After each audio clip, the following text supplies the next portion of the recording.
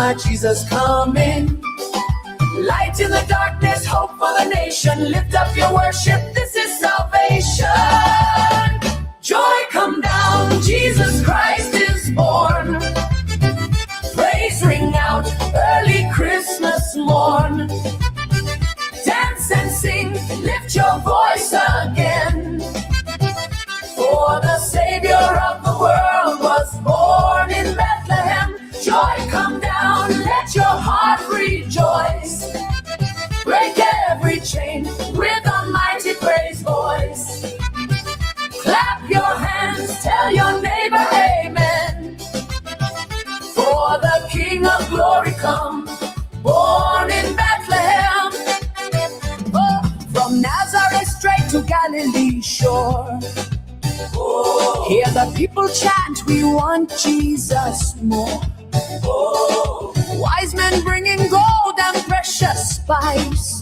Oh, bowing down low to the holy Christ. Oh, redemption calling, chains of sin now falling. Joy come down, Jesus Christ is born.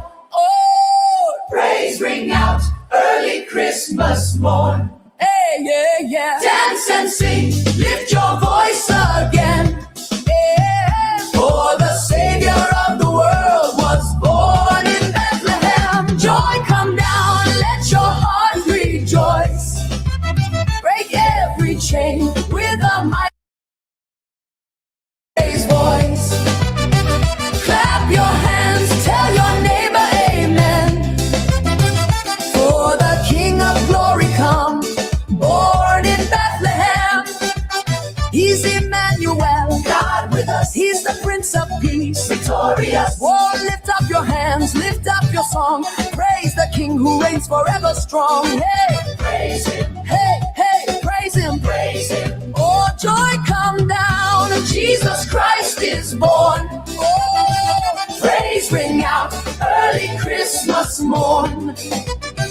Dance and sing, lift your voice again.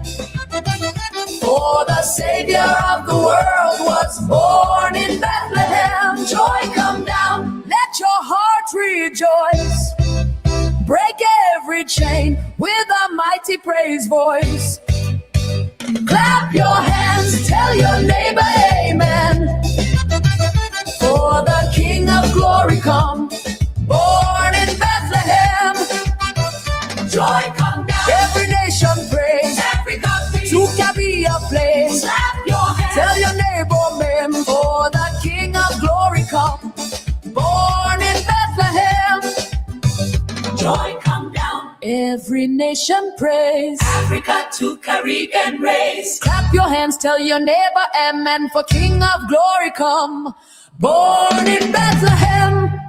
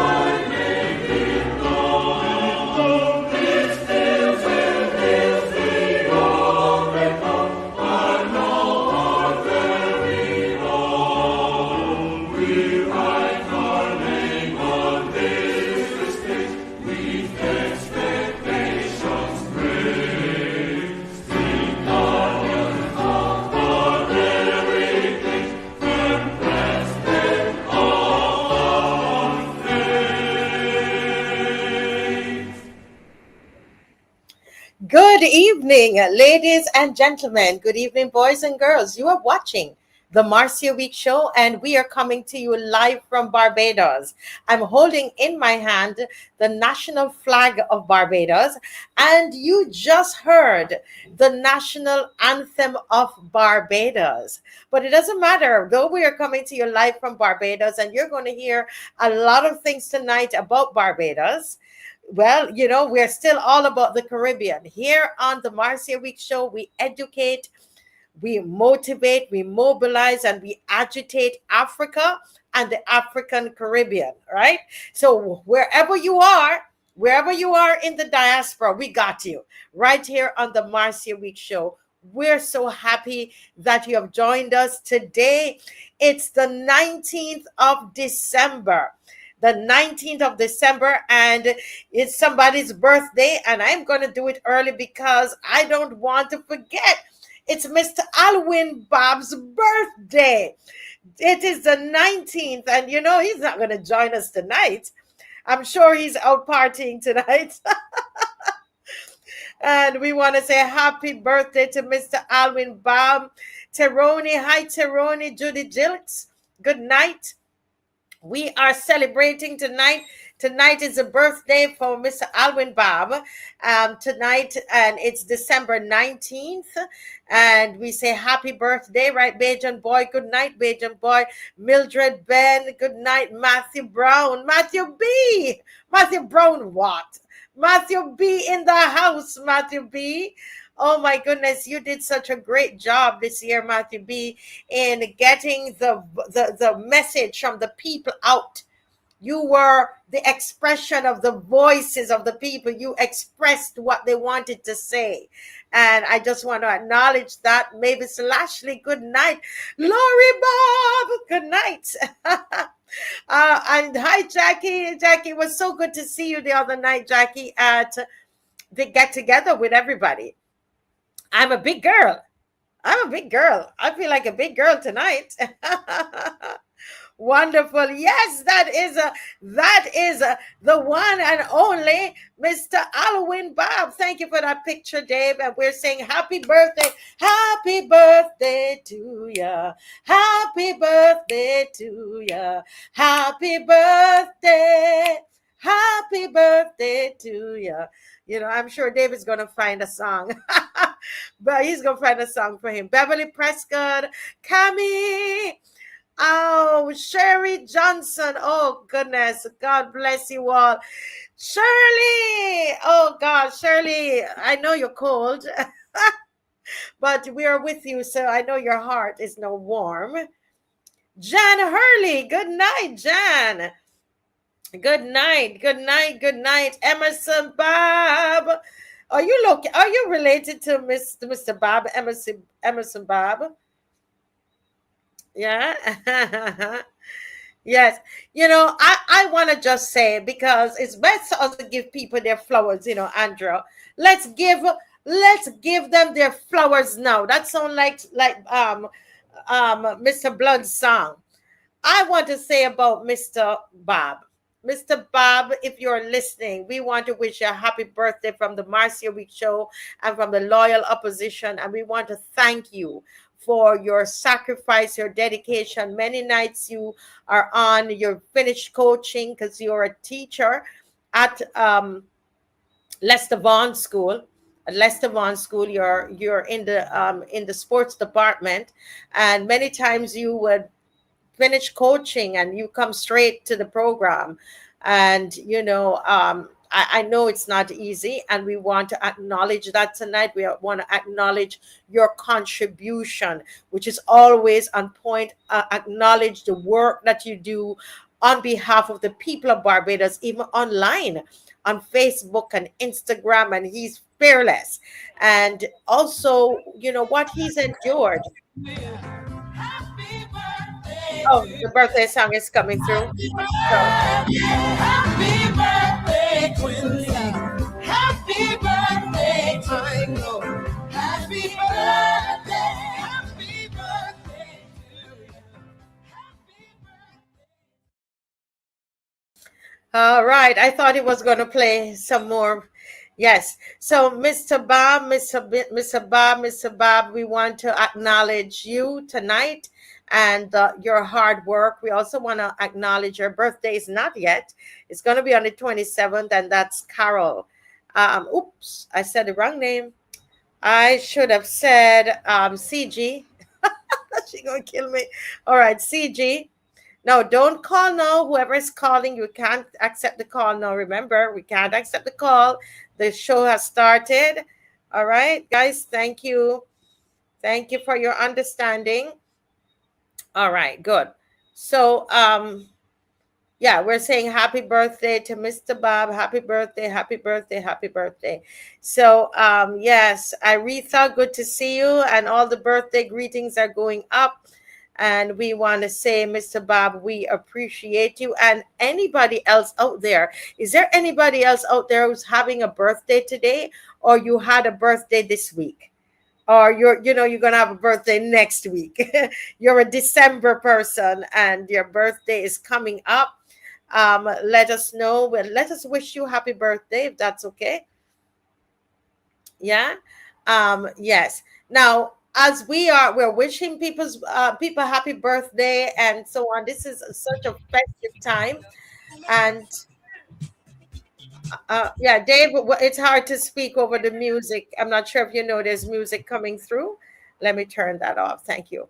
Yeah, but I wanted to say that it's Christmas, and some of you are already um, boiling the sorrel. Anybody not boiling?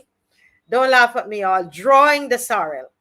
Anybody draw the sorrel? Who draw the sorrel already? You know you're a real sorrel maker if you draw your sorrel and have it there sitting in that ginger and the cinnamon sticks and everything.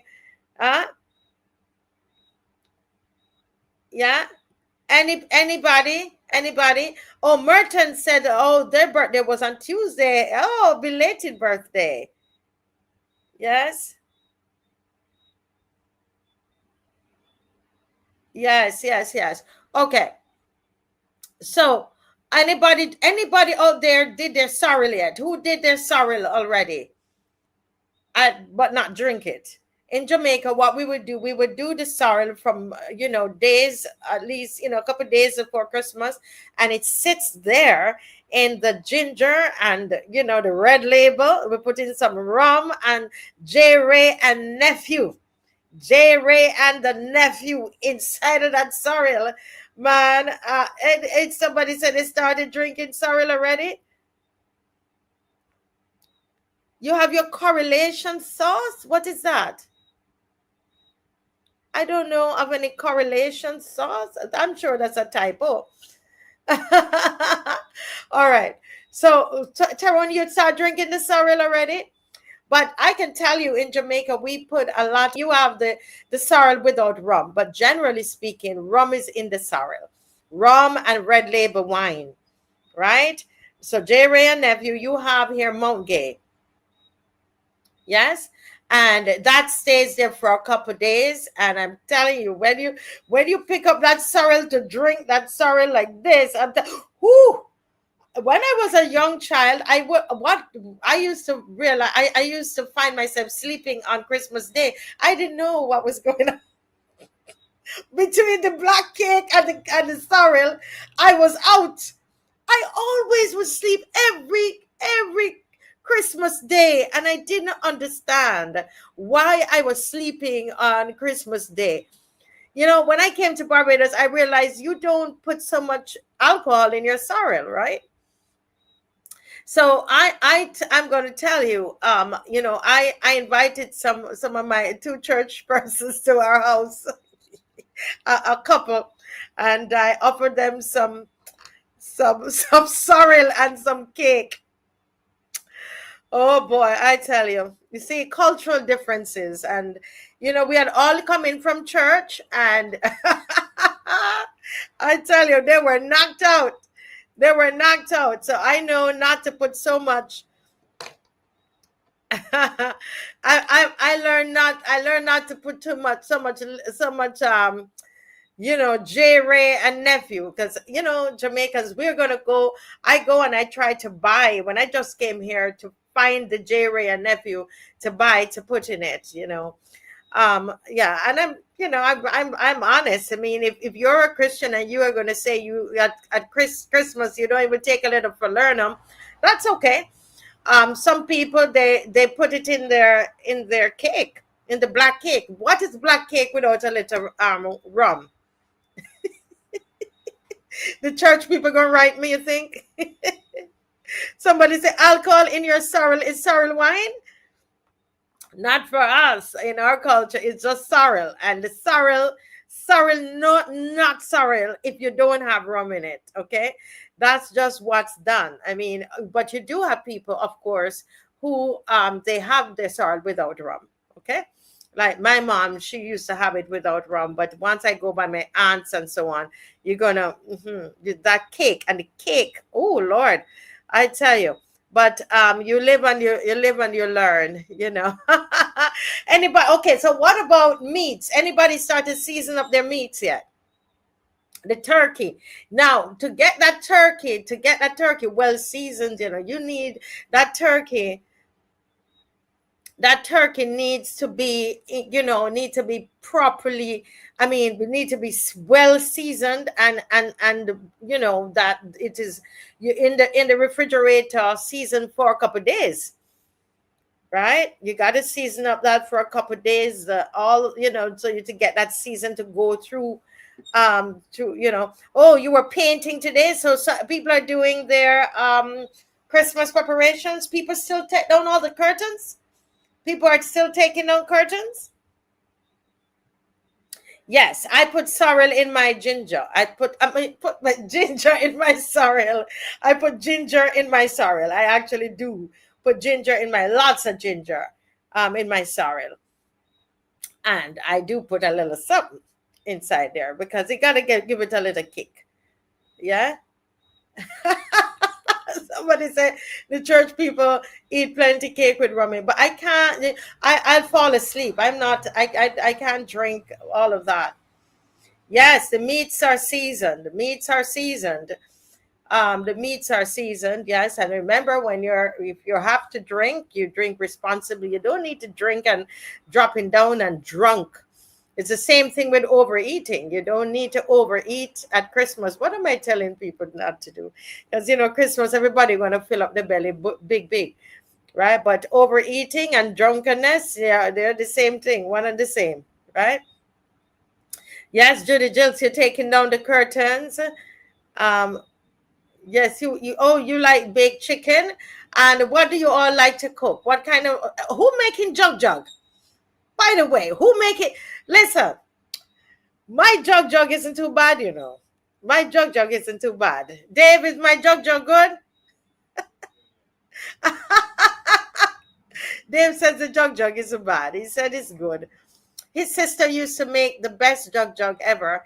And so Sandra, you're going to season the turkey on Sunday.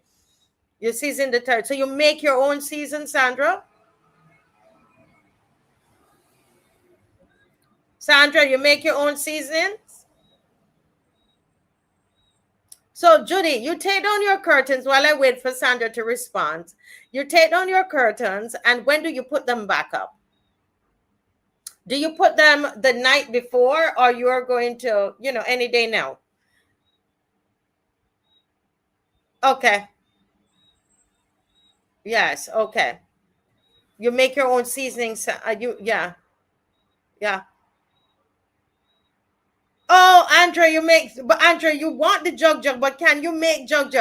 Dave, see if you find a picture of jug there. We're going to talk a little bit about Christmas, and then we're going to jump right into some very important areas. And one of them is our fire service. A lot of our workers there, a lot of the public servants there are being disadvantaged. And we're going to talk about that. We know this Christmas, we said, we're going to have the chicken leg over here or the piece of pork over here, the sorrel in one hand, the cake in one hand. But we're going to be fighting it with the next hand. We're going to fight, right? Yeah.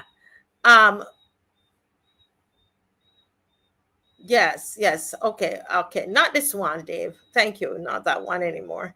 If we can put up something about the jug jug. Oh, who's making their own jug jug? Who's making jug jug? Yes, we're gonna fight and eat. I love that. Yes, yes, yes, yes, yes. Jug, jug, jug, jug. You still I don't think I don't find that a lot of people still make jug, you know. Mm? A lot of people don't make jug. Um, yes, some people think it's too much work, but isn't it similar to making cuckoo? Isn't it similar? It's a similar idea. You know, you get the guinea corn and you have the pieces of meat and all of that. You see, you're talking like I know. I'm talking like I know. Listen, I'm fully Bajan, you know. I'm fully Bajan. Tell them they can't deport me because I know how to make jug jug. Yes. Wow, that looked like a real stylish jug jug, but it looks a little light. The color seems light. No, Dave, the color seems lighter than what I know. Andrea, you love it. Andrea, what do you think about the color of this jug jug? You think it's too light? What kind of meat? This looks like a vegetarian jug jug. I like my jug jug with enough meat. You see, yeah, I mean, listen, I am making jug jug, and a lot of you not making no jug jug for Christmas, and they want to deport me. You believe that? Let them know I'm fully Bajan. I just, make I use the mixer with the cocoa, But apart from that, I'm fully Bajan. Don't mind them. Yeah, you see, Andrea, I passed the test. I passed the test. Andrea, you see, I know it's too light. This one look like they make it in the mixer. Not me though. Not me though. Andrea, you know about jug jug. You know about jug jug. Yeah, yeah, yeah, yeah. This is not something. It looks nice though, but I don't know. Is this from Barbados there? Yeah, because jug jug is, you do it the old time way. Yeah, meat is in it. Judy Jill, so you say you lime and salt your pork on Sunday and season my meat on Monday. Oh, so you lime and salt your pork, and what you do, then you just keep it down in the fridge, and then you season it on the next day, or you lime and salt it and put it back in the freezer. I didn't. You say you lime and salt pork. I thought you only lime and salt chicken. Now this is more the color of jug jug. This is what I know. Mm? This is it. This is it. Oh, Glory Bob says if you make it with the green peas, then the color is light, but with dry peas, it's darker. Ah, I see. Ah, wait, Jamaican sorrel sauce? What is that, Andrea? You got to message me and tell me about that. Jamaican sorrel sauce? I don't know that. Oh, you lime and salt all meats. Oh, the lime on the pork. Teroni, what kind of Bajan you are? They need to deport you. Teroni, how you never eat jug jug yet? What on earth is this? Man, I gonna tell the people to come for you. Let them deport you and leave me alone. And I know about jug jug.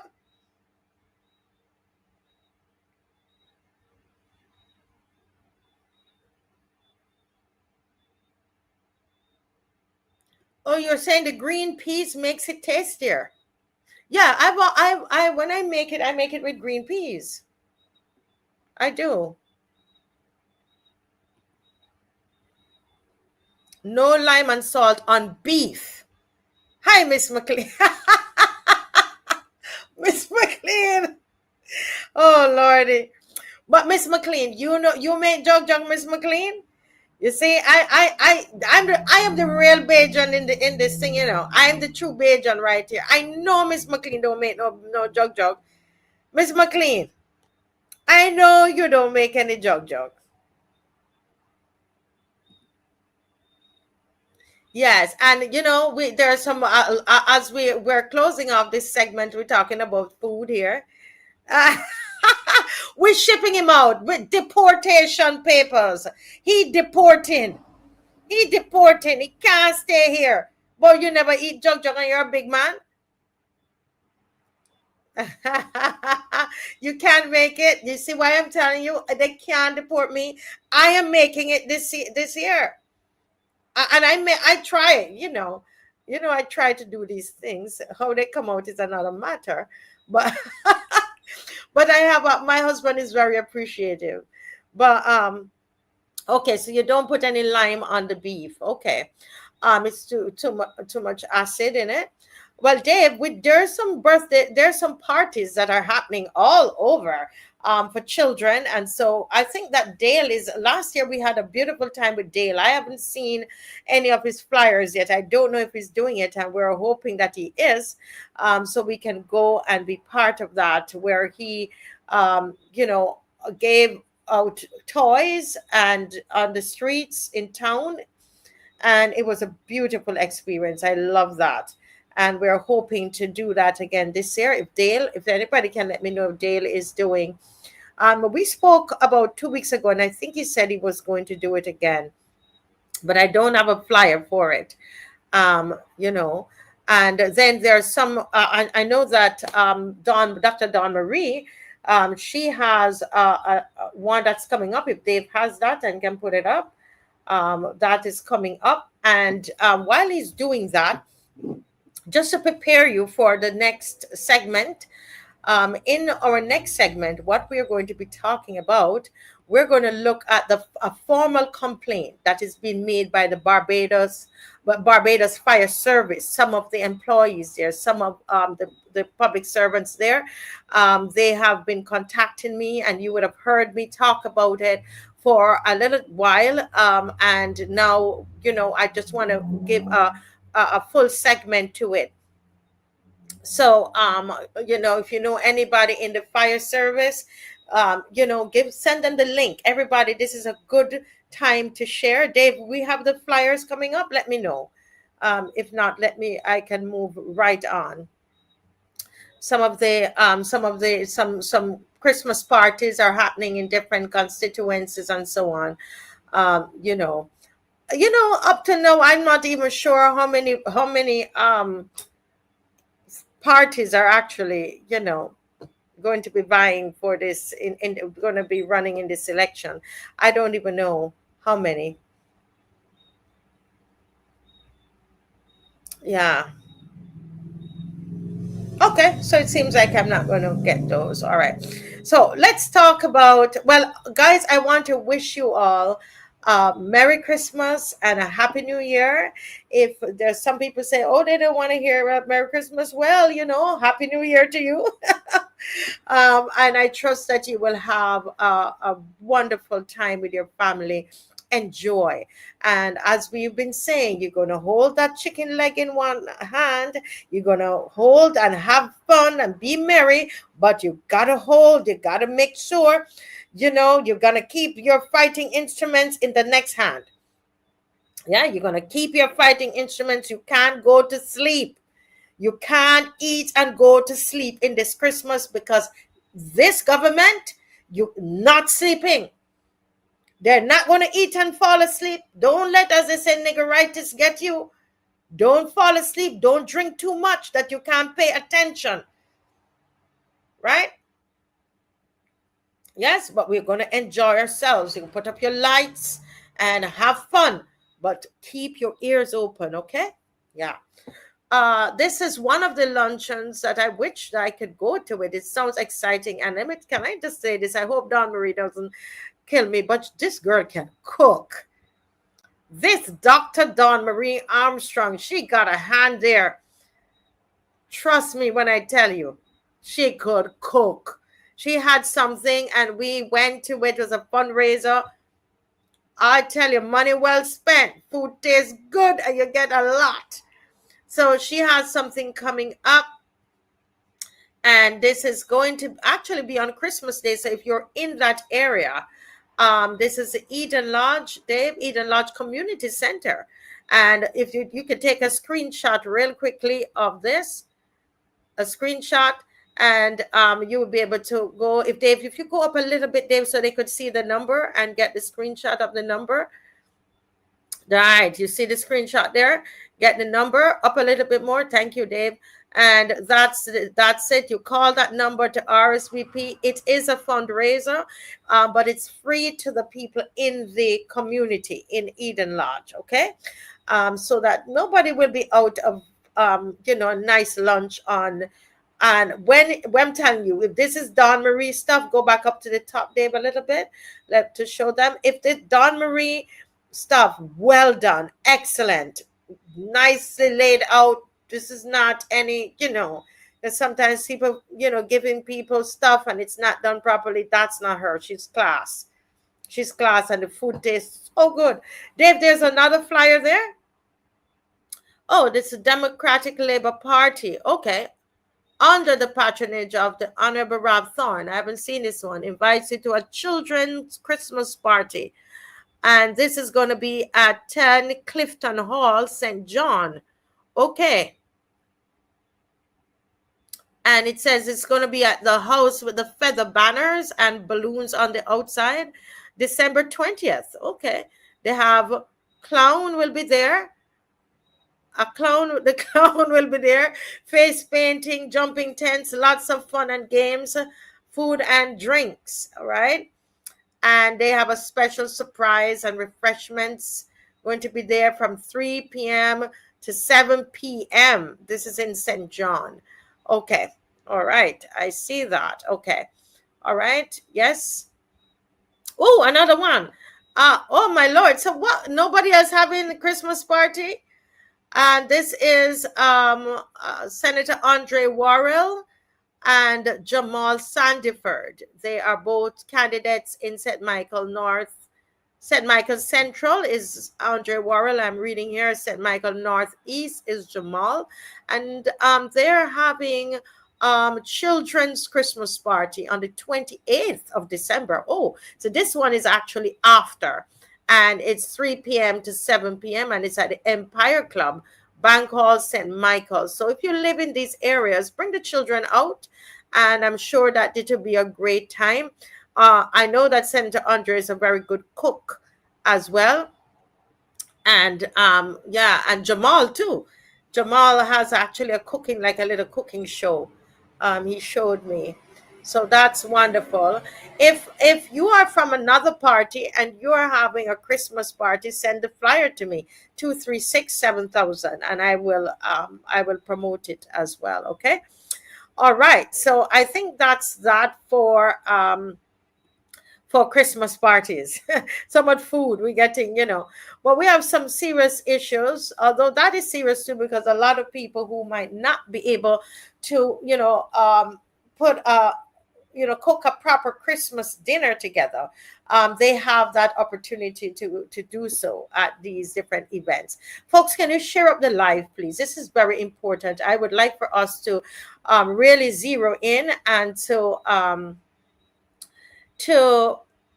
really give focus. Let's put some focus on the fire service. Sometimes we say, well, that doesn't, this doesn't have anything to do with me. But with such a critical emergency service as a fire service, if they're unhappy, it's not a good thing for the country. It's really not a good thing for Barbados. And these men, I've been hearing from them now. I'm sure this is over 2-3 months. And this situation has not been resolved. In fact, it has gotten worse.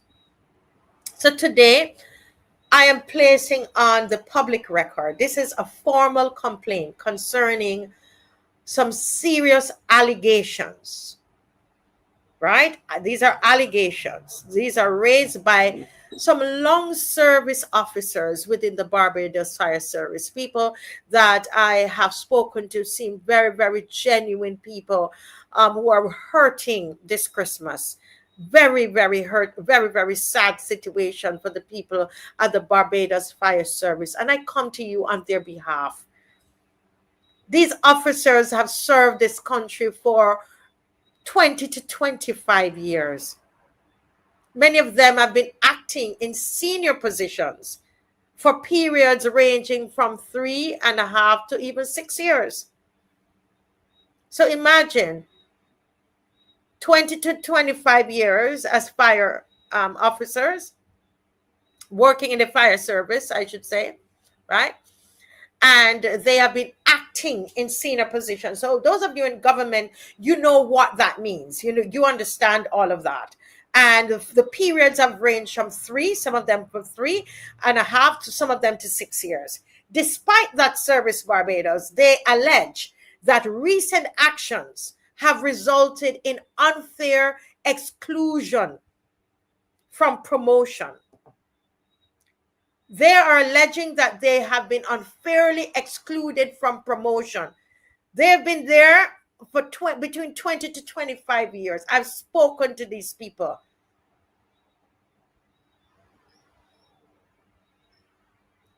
So they're alleging that they have been excluded from promotion. They've experienced financial hardship. And they're alleging that there's a general collapse in morale within this critical emergency service in Barbados. And really, I am hoping that Wilfred Abrams is watching this program tonight, or anybody in the Ministry of Home Affairs and Information. 2 officers who had been acting for more than 5 years reportedly received letters reverting them to rank of fire officer without being interviewed. The officers believe their exclusion was not based on performance or merit. And so my question to those who are in charge of promotion, are these firemen, are they being punished? Are they being punished? Is this punitive?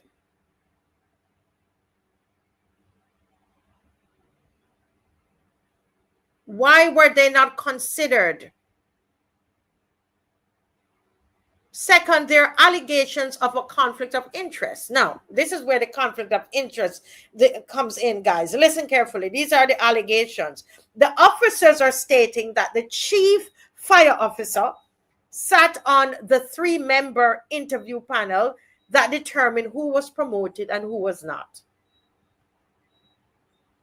Therefore, further stating and alleging that the legal advice received indicated that this should not have occurred, and that it undermines impartiality and natural justice to have the chief fire officer sitting on that panel. Let me see any comments anybody have. We might have some fire officers who are in the chat.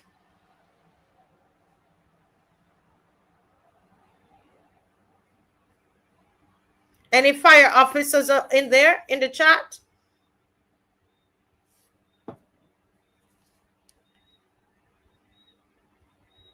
And you would see this is something that Naked Departure had carried as well.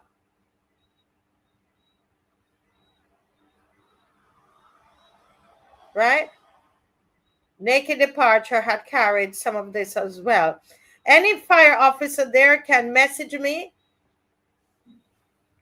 Somebody said the ministry is in on the wrongdoing against the fire officers. That's what I am understanding. that I am being told, and so I'm asking formally on behalf of these fire officers, what is the relationship of the chief, the fire chief, with Wilfred Abrams? What is that relationship? And the question is, that relationship, does it have any bearing on what these fire officers are experiencing, these senior fire officers are experiencing at the fire service?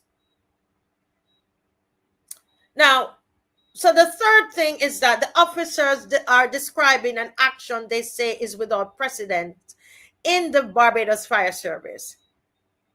Formal orders were issued reverting excluded officers to junior rank. Formal orders were issued reverting excluded officers to junior rank. They say this has never happened before and was experienced as punitive rather than administrative. Fourth, following their reversion, the officers report punitive administrative measures.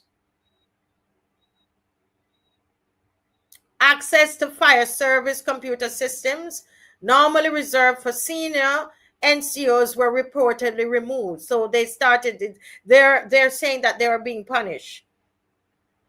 Some junior officers retain access, while long-serving officers did not. Chief Fire Officer, the question is, was this deliberately done to the senior officers? What did they do? Is it that they challenge, they ask questions, they put forward suggestions?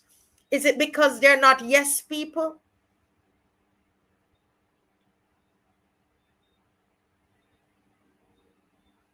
So the junior officers, is being alleged, retained access while long-serving senior officers did not.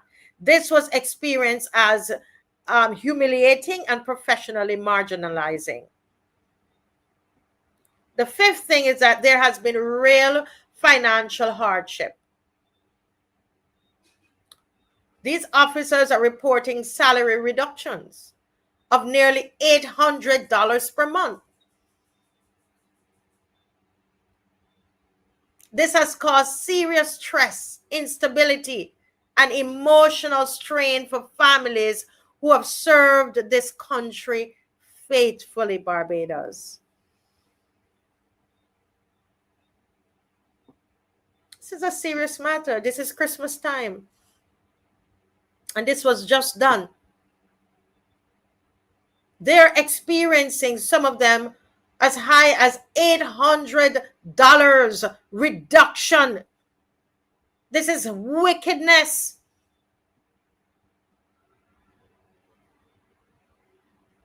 If they're senior, why did they bypass them and go all the way to the juniors? Why? The sixth thing is that one officer expressed the belief, and I stress this is an assumption, right, that promotions were rushed to avoid the impact of the new 3-year acting appointment policy. Now, you would have heard that just a couple of days ago that there's now, where they have now appointed, they have the new appointment policy. The question is, what was done? Only because I got a call from them, I would say a week and a half ago, and it, was this thing rushed to avoid this announcement? Because these people would have been appointed if they hadn't gone and appointed the junior personnel, junior officers. These senior officers would have been appointed. So this raises legitimate questions about the timing, the transparency, and the process. And where was Wilfred Abrams in all of this? Didn't he know that this was coming up?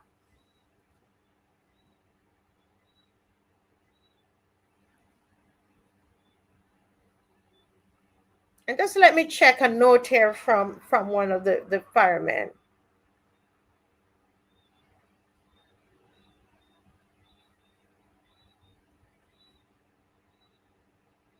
Right? What is important to note is that these gentlemen, they took this matter to court,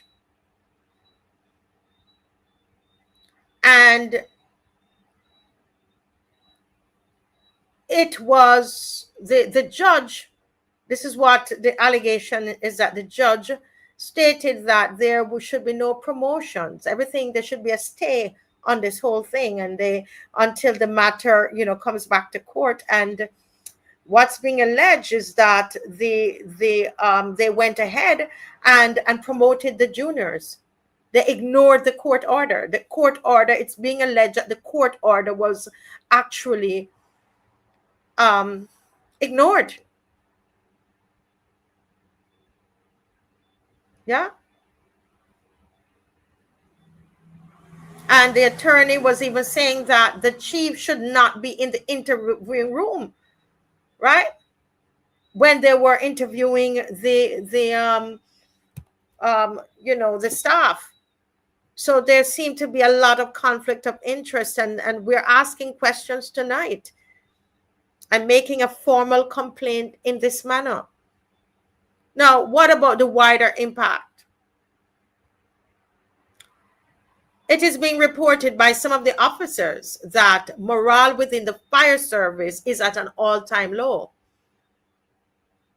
Sick leave has reportedly increased significantly. One would understand if your salary, in some instances, is reduced by $800. You're going to want to go to work. You're going to want to put out your best foot. Can you imagine people would have mortgages, or they have a car loan, or, their children, they have certain obligations, and then all of a sudden it's you are down, your salary reduced by 800. I just want you all, everybody, listen, put yourself in their position.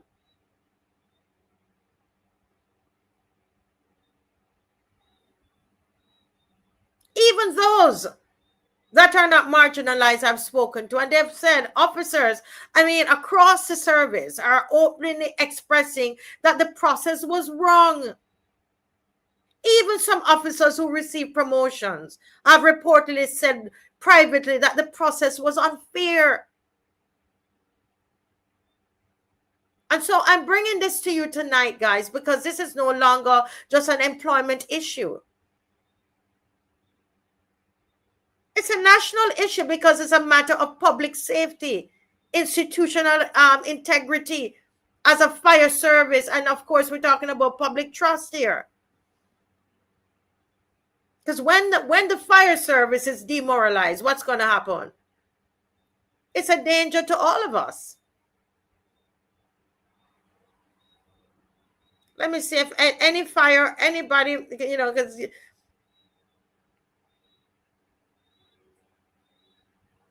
Yeah, the state, they ignored the court ruling.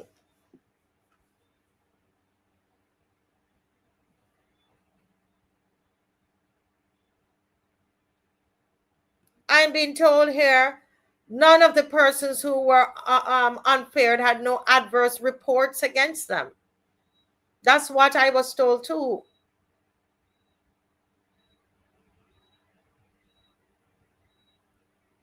Yes, and what it seems to me, Hurricane, listen to these fire officers, that they're the ones who would challenge, ask a question. They would have been there for longer, so they're not yes people. That's what the allegations are.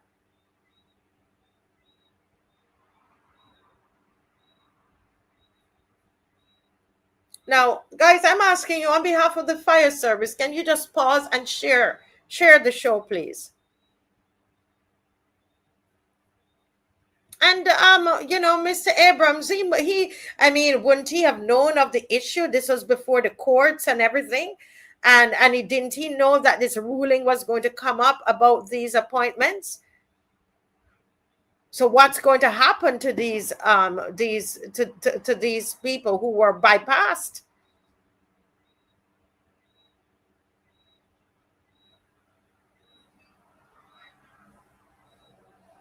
Now, and this person, I'm hearing, I was told that as well, that the chief fire officer, I don't know, is this true, Mr. Chief Fire Officer Wilfred Abrams, it's under your ministry, that after the fire officer did this alleged wrongdoing, in not following the court order, is it true that the fire officer went on vacation? I don't know if it was 51 days, but somebody, I've been told. And so this is I'm asking questions. I don't know. Is it true that the fire officer went on vacation? Wilfred Abrams, what do you know about this situation? What about these fire officers who are being victimized? We need the government to speak up on this. They need to issue a statement about this. What is going to happen to those fire officers? What is going to happen to those fire officers who are being victimized and marginalized in this country? Is it that are they unfair? Is it that they're not favorites of this government? Is it that these fire officers are not favorites of this government? That their salary is going to be reduced by $800? And the rest of us must go on our merry way and we say nothing about it? This, I believe, is an example of the marginalization, the victimization that happens when people decide to open their mouths. When they believe you're not with them. So they have decided that they are going to victimize these fire officers.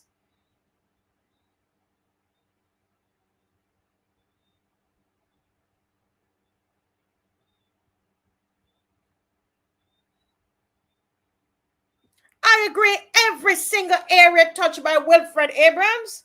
You know, some people say he has a Midas touch. Somebody will say, oh, this person has the Midas touch. When he touch it, it die. Every ministry he goes to mash up.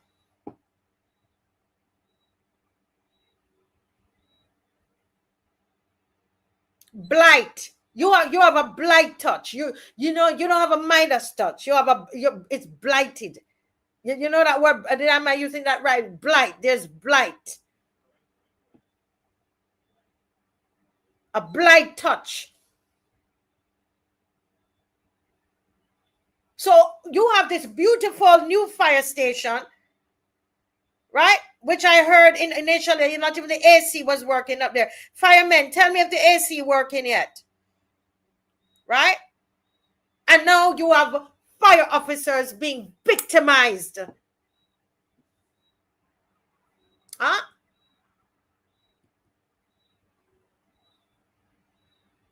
On behalf of these fire officers and in the public interest, we are calling for an independent review of this promotion process.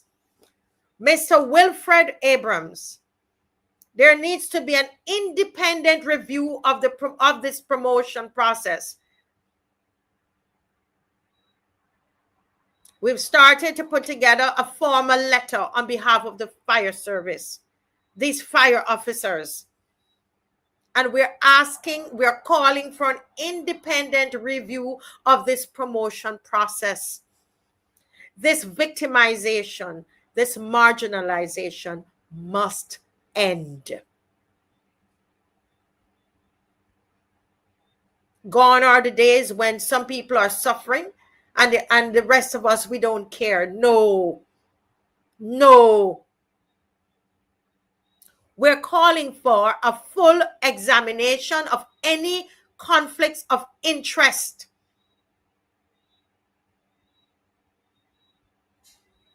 We're calling for a review of the legality and fairness of the reversion orders.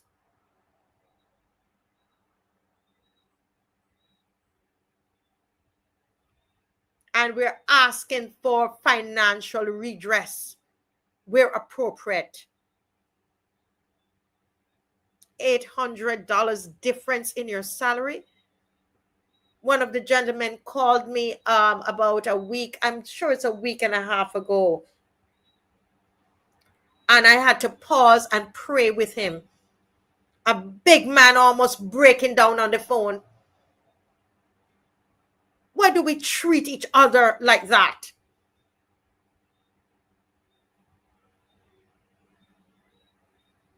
Why are we so harsh on each other?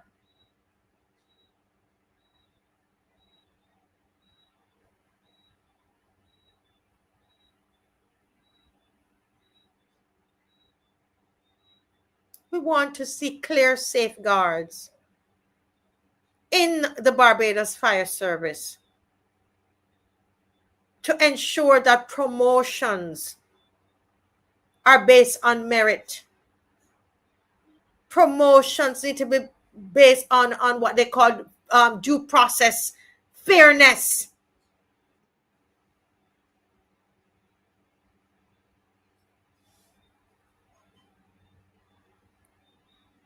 And I know a lot of you are going to think from, you're watching, you're from the BLP, you're watching, you think that this is political.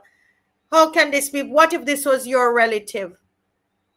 This is personal, right? This is about people. It's about people. It's about being fair and just. It's wrong.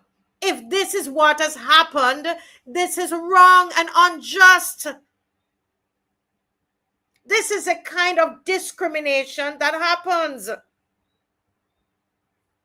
Do you remember when they all of a sudden, Senator MP Sonia Brown, I believe they were trying to punish her, and those same workers, I believe at BRA, that's my belief, at BRA were trying to punish that woman because they knew she was not in good standing with the PM. And as a result, all those people in our constituency, everybody around her, their land tax was up to the roof. Enough of the victimization. If all of us band together and we say enough is enough.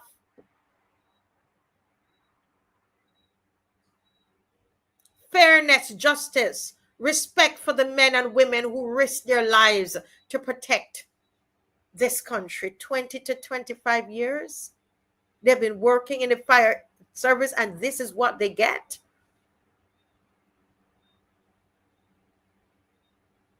Because if we're saying merit no longer matters, then we must ask ourselves, what kind of country are we becoming?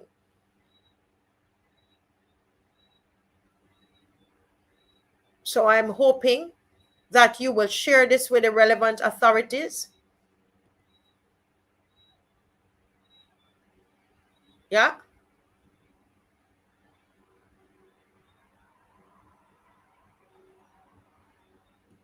Yeah. Folks, everybody share this up. It is serious. It is serious. It is a very serious thing. What is going to happen now? All of these, the whole thing about appointing, which is great. People who have been like them, who've been working, and they've, some of them on contract and so on, and they're now to be appointed. That's great for them. I know it might be politics for those who are, instituting it, but it's great for the employees. Because a lot of them could not, go to the bank. They didn't have any, they couldn't get a loan. So it's good for them, regardless of whatever the reason behind them doing this kind of thing, behind the government doing it. The point is, we are happy for those workers. We must be happy for them. though we understand what is going on. But then you're going to tell me you quickly did that. You did that really, really quickly, just before this order is made, before these appointments are supposed to take effect, and was announced. What is that?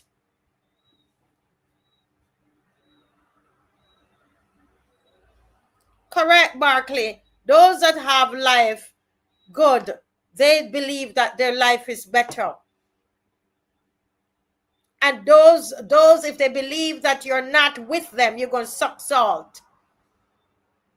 You're going to suck salt in here. And that is the problem. I see Adrian there. We're going to bring him in now because we're going to move on to Animal Farm. But I'm sure Adrian has something to say on this, because it's about us, how we treat each other, regardless of what the government wants to do. You know, it is still, listen, these people are like you're the part of your family.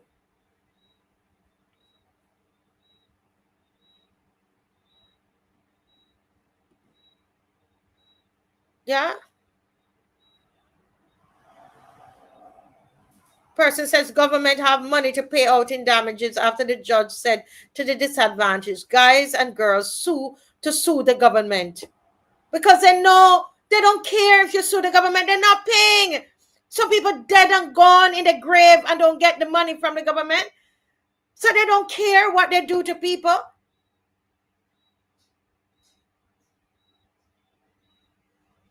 Right? I'm thinking the same thing. Justice for everyone. Here, he would have been there and voted on the same bill, and then the same fire officers in his ministry are treated like dogs. They cannot get anything. They can't they can benefit from that bill. And you all are talking about for these wicked people. You're talking about another 30 with these wicked people. A brand new fire station, and you're treating the people horribly inside there that working all those years. But I hope the firemen, let me tell you something. You go in that building and you enjoy it, and you, as the judge told you to sue them, you sue them, and you vote them out. Let me bring Mr. Hines in. Good night, Mr. Hines. Adrian, good night. Good night, Marcia. Good night to the loyal opposition. Good night, everybody. It's good to be here. I had a busy week, so I'm free now, I think. Yes. And Mr. Bob is not here with us. He has a birthday tonight, so he's out gallivanting. Nice. But we're here talking about the fire officers. And how a lot of the senior fire officers have been disadvantaged and have not. Fill me in on that. I did not get that story. I was busy all day. Yes. The essence of it is that the senior fire officers, because they speak out and they challenge, and they've been there for 25 years. They have been looked over basically. And they have decided to not promote them, though they were acting in senior positions and so on, and they have now brought those that are junior over them. It became a court matter, and I've been told, it's been alleged that the judge told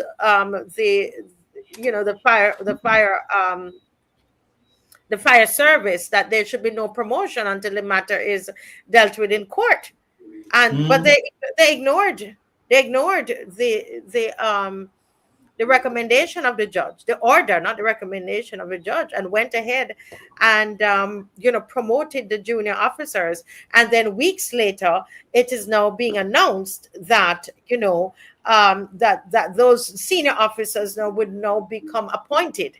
So then what happens is that those senior officers, they have lost out because somebody else is now in the position. How are they lost out? I'm sorry, because I didn't read this, because So I just saw something that shows a bunch of names, a number of people that I know have been fire officers for a long time being, we use the term appointed. Is that different than being promoted? Yes. So what happens is after a number of appointed, there's some of these public servants who are on contract work. All right. And so what has happened with this new legislation that has come into which from what I understand, it was always there. They just weren't following it. And so they are, there are people who are being appointed now, but these senior officers, they are out of that. They wouldn't be able to be appointed now because those positions are now filled by the junior officers, because they were promoted. But you would have to probably read through the entire thing. Yeah, but, I'll have to read that. Yeah, you'll have to read it through because of time. But they this was carried by Sheriff Veronica, so and I'm glad that she did. And so it's a real thing that is happening, right? Yeah. So you, as somebody's saying here, you act in the post and then you're promoted to the post. But they had the senior officers acting in the post and not promoted to the post. So they promoted junior officers because somebody have a problem with somebody else and all these kinds of things, and they bypass the people who were actually acting. This list that I'm looking at, Barbados Fire Service Order number 143, 2025. Promotions and acting appointments. So the first list of 23 people, they've been promoted. I'm not so sure what. Okay. Oh, it's something as I said. Well, the truth is that what we're going to do, we're going to continue it. Throughout the various nights. Yeah. And, okay. Because we've gone over into another segment. Because one of the family members on there that being promoted, I know he's been a fire officer for eons, so he's been around for a long time. Yes, so some of them were, but you have quite a number of them that were not, and those that were there acting, the senior officers were acting for 3 to 6 years. Okay. All right, yeah. We'll discuss that. And okay, somebody's is telling us that in that 23 persons there, that a whole set of them are junior officers that are in that 23, while you have a lot of senior officers who were not promoted, is what they're saying. So they did not follow the order or what is in place for promotion. So clearly there's at least one person in that 23 that I know cannot be junior. Yes. Given the length of time that they've been in that service. Yeah. Yes, they would not, and so that is what is happening. Oh, yes, okay. And somebody says I'll dig into that some more. The basis of appointment was always based on favoritism. This is ridiculous. That's par for the course with governments in Barbados. It's not a meritocracy. It has never been a meritocracy in Barbados. It has always been who you know and who sent you. Who sent you? Yeah, who sent you. That's why I wouldn't even go there. But anyway. Yeah. Well, we are going to before we look at housing. So, folks, tonight we're going to look at housing, and I want you to stick around. Folks. I know it's Christmas and people out doing different things, but I need you to share the live. Remember, we said we're going to be eating our chicken leg in one hand, and we're going to have our fighting instrument in the next hand, right? So I know how it goes at this time, but we're not stopping. But we're looking at Animal Farm, chapter 6, right? And so, Dave, if we can get the that synopsis, that's kind of nice for us to watch that, Dave. So if you can put that up for us for Animal Farm. In the meantime, folks, how many of you read chapter 6? I tell you, I think you all are waiting on us to come on to play these chapters. Anybody read chapter 6? Jacqueline, Barclay, Pedro, Marinette, Beverly, Judith and Clark, Calendar, Andrea Moore, Andrea Critchlow, Hurricane Writer.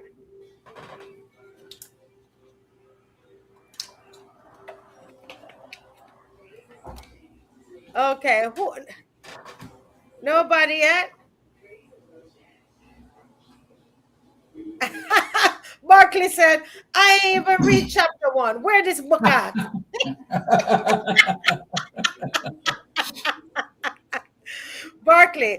Barkley, you can find it. It's free. It's called Animal Farm. And you can find it online. It's free. And it takes you like probably about, I kind of read fast, but it's like 13 minutes, and you can read a chapter in 12, 13 minutes. It really doesn't take that long. He just has to listen to this and he'll figure it out. I mean, if you have any relationship, if you have any relationship with Barbados, you will see the relationships to what is being discussed here. Yes, agree. So Barkley, just listen, watch this, and you're going to and then you type and tell me if you see any similarities with Barbados. Okay, so go right ahead, Dave.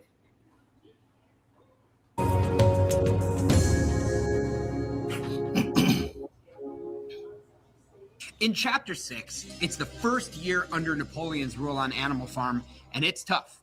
It's a 60-hour work week, but the animals are still consoled by the fact that they're working towards animalism and each other. Napoleon also announces that there's going to be voluntary work time on Sundays. The problem is, if you choose not to work, you get your rations cut. Now, the windmill that the animals have been building has a lot of problems. First of all, the animals don't have the tools to put it together. Second of all, they can't break stones to build the thing until they drop them into a quarry. But Boxer, brave and strong as he is, makes the whole project possible with his power and his dogmatic adherence to the principles of animalism and Napoleon himself. The animals discover that they can't produce things on the farm all on their own. They're going to need to engage with other humans. Now, 4 young pigs question this plan, but they're silenced by the growling dogs and the endlessly chanting sheep. Napoleon himself announces he will deal with the human lawyer named Mr. Whimper. The pigs also do something else strange. They move into the farmhouse. Muriel the goat and Clover question whether this act is even allowed by the 7 commandments in the first place. But Squealer, like he always does, pacifies the animals, rewording history, changing the commandments around and saying that only applies to the animals using the sheets in the bed. The windmill is almost done, but the animals have to stop working because of inclement weather. And one night, the windmill collapses. Napoleon blames Snowball, saying he must have sabotaged the project. And he proves this by sniffing footprints. He offers a reward for the capture of Snowball and announces that the rebuilding of the windmill begins immediately. This is a really important chapter for understanding deception, not just how the animals deceive themselves, but how cracks are starting to form in their understanding of their institutions. The illusion of choice gives the animals the belief in animalism and makes them think their lives are much better than they were because they're in control of their own destiny. In fact, the pigs are now starting to rely on the humans, their sworn enemies. Squealer takes advantage of poor memories and complacency by rewriting their fundamental doctrine. The belief in animalism means the idea of deception doesn't really occur to them. Napoleon's decision to do business with the humans parallels the Soviet Union's choices when they formed alliances with Europe and the United States. And even if the animals did want to question Napoleon, they really don't have a way to do it. Napoleon has the threats, the propaganda, and Squealer to help control the narrative of history.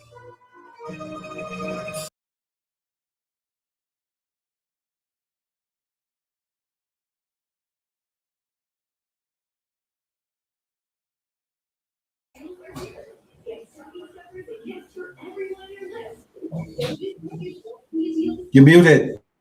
Okay. All right. So we're there now. There was also some something playing in the background there, Adrian. Let me see if I still hear it.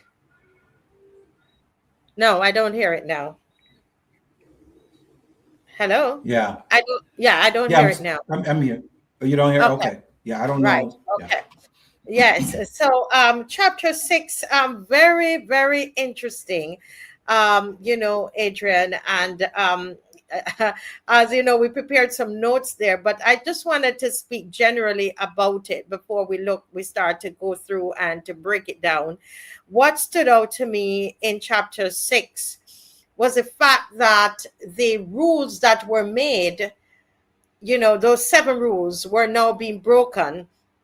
Rules were made by the animals, and they said these are their 7 commandments on animal farm. They're going to live by it, that they would not have any relationship with humans.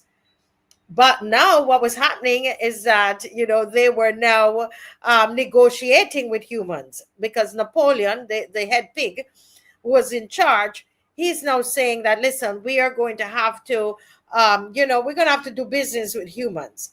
And the animals are thinking, but I thought we're not supposed to have any relationship, any negotiations, nothing to do with humans.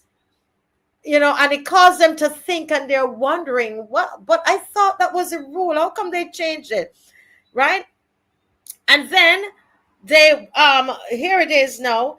They decided that, you know what, the pigs now are going to sleep in the manor, in the house, and they're going to sleep in beds. But it clearly said no animal is to sleep in a bed like a human. But then comes Squealer, which I found was so interesting. And Squealer said, well, it said bed. It didn't say, it said, in sheets, right? It didn't say bed. You should not sleep in sheets in a bed. So what they said, okay, but we remove the sheets. We remove the sheets. All right. So we can sleep in the bed because we remove the sheets. Anything in particular that's stood out to you, Adrian? You're muted. Yeah, the windmill. Yes. The concept in chapter 6 is about deception. And the windmill, if I were to allegorically attribute that to something in our reality, in Barbados reality and space today, I can attribute the windmills to legislation, right?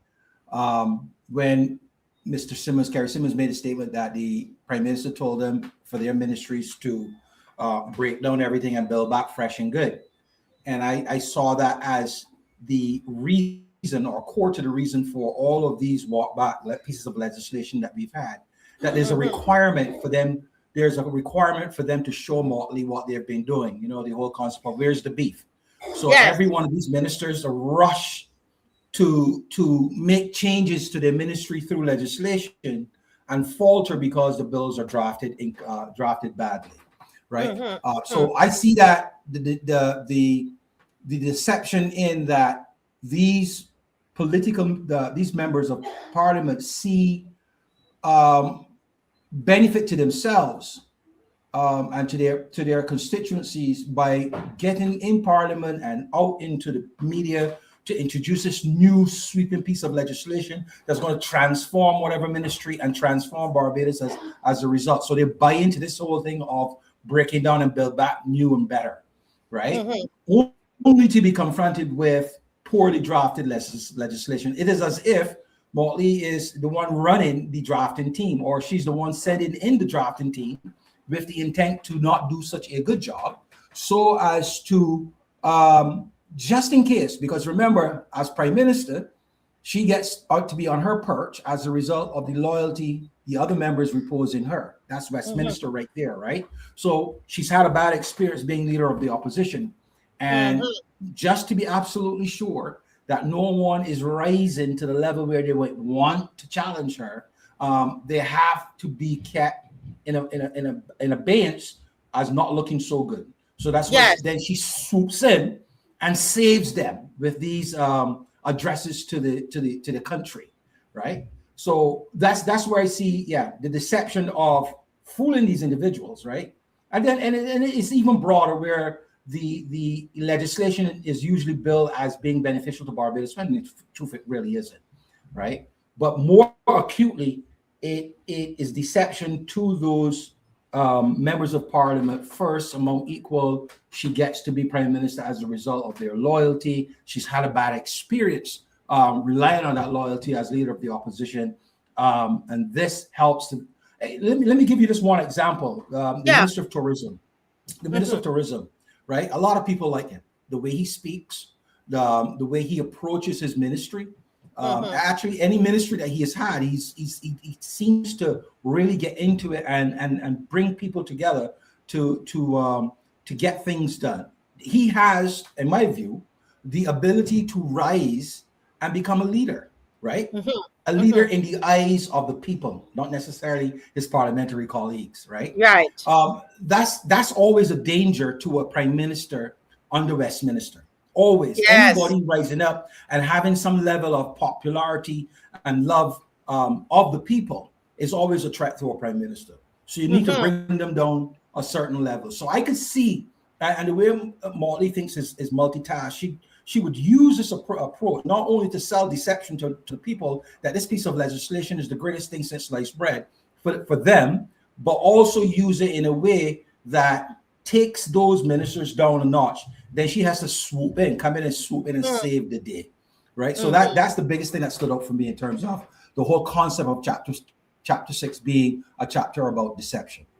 Deception, correct. I love that.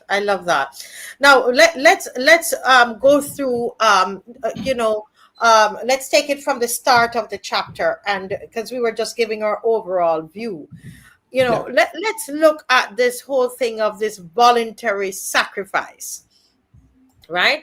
Because here, you don't live in Barbados, but we've been told we're in this thing together, and that we're all we're going to, especially after COVID, that we're going to have to jump in and we have to give towards we have to put more taxes are going to be required from us, so the resilience fund and all these names of the different things. But the whole thing is that everybody needs to make sacrifices, right? And so we see in Animal Farm, the actual story, that there, the longer hours, we're seeing longer hours. There is less food, right? Harder labor. But the word, that word voluntary, or in their case, in Animal Farm, was a lie, right? Because if they did not work long hours and get less food and go through the hardship of labor, they would experience a lot of pressure and fear, right? Because of Napoleon, they would be punished, right? So it wasn't really voluntary. And if let's bring that parallel to Barbados. So we have been told repeatedly since 2018, they come to us and they say, oh, the DLP messed up this country. And so we all are going to have to sacrifice. Sacrifice is necessary. Pain is unavoidable. We have to tighten your belts, right? And so because of all of that, we even online, you hear people say, but all of what is happening, the country, what they experienced when they came, the BLP, so you have to accept the rising cost of living. You have to accept it, right? The stagnant wages, a little 21 cents increase. You have to accept it. The reduced services, it's bad at the hospital, and they tell you because it was bad when they came in, and you have to give them time, and there was COVID and all kinds of things, right? Look at the housing that we're going to talk about, delayed housing. Right? And we're told, this is part of our national responsibility. We're going to have to, everybody's we have to work hard. We have to, it's going to be hard, but what we realize, it's not hard for them. It's not hard for them, so I don't know if you have any thoughts on that, or anybody in the comment section about this voluntary sacrifice that we are supposed to all be in it. We're being told that we're in it together, right? Anybody out there? Go ahead. Oh, I thought you were looking. Oh, yeah. So yeah, I agree with you. The symbolism that is a very good example of the symbolism of the words meaning one thing, but not what they supposed to be in reality, in terms of matching it to their actions, saying that we are in this together when there's absolutely no sacrifice on their part. There's no reduction in their wages. Actually, I think they might have gotten an increase. Yes, not actually that they got Yeah. an increase, and somebody's saying here, I can't verify this. You probably would know more, and if anybody's listening, that the DLP parliamentarians, they took a voluntary 10% pay cut during their tenure. Let me look for that while you are. Oh, Go ahead. you meant the 8%. I'm not sure. I'm just dealing with right now. I know there was the 8% thing during Sandyford, and there might have been something else. I didn't follow that. But with regards to this chapter and speaking things that are not actively matched by actions is what this government has been doing all along. It is as if symbolism has taken on its own reality, right?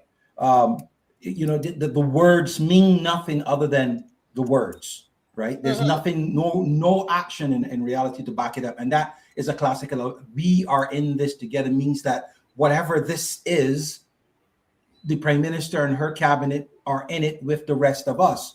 And we know what the rest of us we're doing, right? Stagnant wages, country lockdown and all that good stuff. And then we're not doing that. They didn't have any reduction in their wages. And as I said, during this 7 years, I think there might have been, I could be wrong, that they got an increase. I could be wrong. They got an increase. But there was no visible indications, active indications to match the symbolism of them being in it with the rest of us. And that has been the practice of this government for the 7 years. A lot of lofty words. There's this confusion in the society with regards to symbolisms and the real things that the symbols are supposed to represent. And that's what we're getting from this. And that's a good example of it. Yes, actually, I'm seeing here. I mean, I learned so much on this show. Thank you, John B. Nation. But I am seeing here, and I'm putting it up here. I put it in the chat that the DLP cabinet agreed to a 10% cut in their salaries of ministers, government MPs, and parliamentary secretaries and other political appointees. That was under the DLP when they were, they were not wanting to go to the IMF. So there were certain austerity measures that were put in place. Anybody else knew this? I mean, the DLP is something else. If this is so, is it so? Yeah. Maxine Clean, are you listening? Yeah. So this is all part of the problem that the DLP had. They never sold their story, right? Clearly, this is an example of people. If they were the ones that had said, "We are in this with you," or "We're in this together," they demonstrated it with action. In comparison to this current government, who are saying a lot of things, a lot of lofty words, but is meaningless in terms of their actions to match it. So yeah. But we need to rest here a little while because I'm waiting for I'm searching as a live show.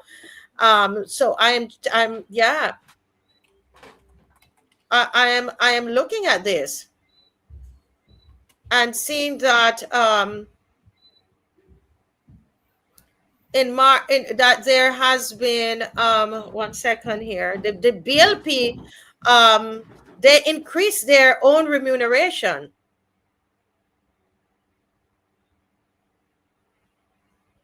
Yeah, the BLP this set of ministers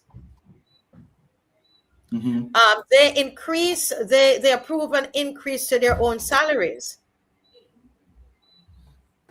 Yeah, I mean, we only need one example of it, but it's clear anybody out there. This isn't something that I think we have to sell to Barbadians in terms of this government not being in it with the rest of Barbadians as they claim.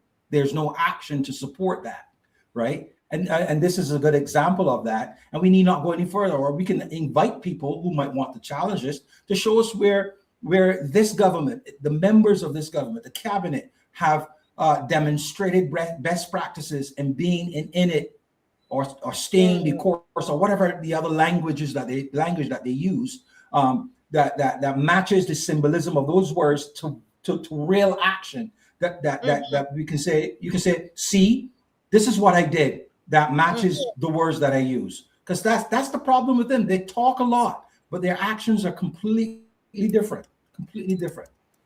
Yeah, I mean, all you have to do. Go ahead. I cut you off. Go right ahead. Go ahead. Go ahead. Okay, I was saying, because I heard your phone, I said let me talk in between there.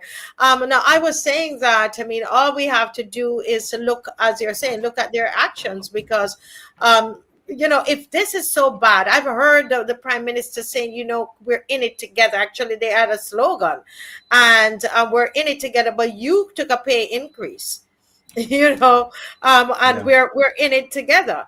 But I mean, look, under the DLP, they did a 10% cut in their salaries. That is interesting. I mean, I don't know a lot. I probably wasn't here at that time, but it's interesting to see just the difference. Yeah, somebody said that they increased their salaries during COVID when they weren't even working that much. Right. So these are all things that people need to be able to list. When we, as I was about to say, when we hear her sycophants and supporters talking, that we should be able to say this to them. And I said, you know what, we probably don't want to do that.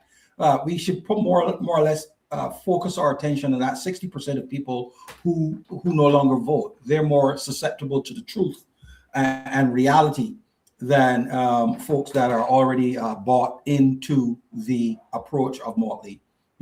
I would actually recommend not having conversations with them. But these stories, and we don't even have to look back to the Democratic Labour Party to say, here's what the Democratic Labour Party that speaks to what you said but are not doing, right? We don't have to do that. They can look back. We are living here now, and we know, Barbadians know, that since 2018 to 2025, minus COVID and all the other things, right? Life is a lot more difficult in Barbados than it was during 2008 to 2018. And they could try to pin it to that, right? But there's been a lot of mistakes, a lot of missteps. And the classic example of that is the number of legislation that this government has brought to Parliament that makes you wonder if these lawyers that are members of the cabinet and whoever is responsible for drafting really know what they're doing, right? So it's I mean, it's a good thing that people want to dwell on that. Here's what the Democratic Party. I don't want to do that because this is something that they've been doing, and I don't see the utility in looking back. We're here now, right? We're here now, and things are not good. And people need to look at that for what it is, right? That what brought these people to governance, right, was the promises, unfulfilled as they are, right, were promises that were marketed to us in such language and such tone and with such conviction that people actually believed it, right? And lo and behold, they're not producing, they're not fulfilling them, they're not meeting these requirements. And this is a classic example of someone that is failing, and what you do with people who are failing, you don't give them a second chance. No, you don't. It's too important. But if we go on to, you are touched on the windmill, in Animal Farm. Those of you who have just joined us, we're talking about the book Animal Farm, and we're at chapter 6, and we're discussing about the windmill. That's where we are right now. The windmill collapses, and this is, all of their hard work, their dreams. They worked so hard. Even the boulders, it was just so hard for them to pull the boulders, and how they rolled it down the hill and got it broken up. It was tough on those animals, right? And the windmill collapses. I think it took the wind out of them. And what did Napoleon do? Napoleon decides to blame Snowball, who is not there anymore, right? right? Yeah. He declares, he said this is sabotage, and he uses all kinds of fear to suppress any questions. So there's no investigation, there's no accountability. He just blames Snowball, who is not there anymore. And so we look at how they would blame, they blame everything external and blame those who are not near anymore, which would be the DLP. They blame them. They're not there anymore. It's 7 years, but they're still blamed, and they blame anything that is happening externally, outside of the country. When policies fail in Barbados, or the promises that they have in the manifesto, all of those, when they lag, the blame shifts. So they shift the blame. It's never to them to do proper investigation, no accountability, right? So they look at all that's happening globally, and or they point to the critics. It's the critics because they're not working together in the country. When we put forward policies, these people are tearing down the country. They don't love Barbados, and that is why we're not. The people are unpatriotic. They're dangerous, anarchists, right? So they don't own anything, and everybody is, it's the critics that's doing it, right? But the windmill collapses, no accountability, no investigation. Your thoughts, Adrian? You're Yeah, muted. it's more of the same. I just turned it off. Turn it on. Yeah. Yeah, it's more of the same. A lot of statements were made that when you look at these statements for what the statement is trying to do or is meant to do, and then you look at her actions or her government's actions, they're found wanted, right? Any number of them. It's I was looking for a list of some of them, but I find that that's the case where this windmill is very symbolic of what is happening in Barbados, where people are language around a concept of a windmill. The windmill in this case is about what it can do for them in the future, and people buy into that because the things that this windmill is supposed to do for the people, the pigs, and for the animals, is to make their life better. Pretty much the same rhetoric that we would have heard during the election. What they're going to do, all the way down to removing all the sargassum from the beaches, etc. Anything that sounded good and that they thought would resonate with the people, they went ahead and said it, right? And then reality comes, right? As it did with the animals, right? That building the windmill was not easy, and the windmill is definitely not going to produce what they're looking for or what they were promised. And that's been our reality in Barbados for the last 7 years, that the election promises made, the manifesto promises made, the various pieces of legislations that they look to and they speak so glowingly about, when you look under the hood of these things, as for the details, they're found wanting. They're not workable. They're not executable. Or attempts to execute them has failed. Look at the housing with all these metal houses and stuff like that. The language around that when they first broached the subject was great, but where are we today? Again, symbolism through words, not met by the reality, right? Not met by the reality. And that's where a lot of Barbadians begin to realize that there's a disconnect. There's a disconnect between the talk and the action that the talk is supposed to represent, right? And it's seemingly only those who are still caught up in the symbolism of the talk are Yard Fowl Inc. and her supporters and those people who benefit from her adaptation of patronage, which is more akin to corruption than anything else. But as the comment on the screen saying, but weren't those animals extremely gullible to believe everything the pigs say? Because in their minds they're thinking, but Snowball hasn't been here over the last whenever Snowball is gone.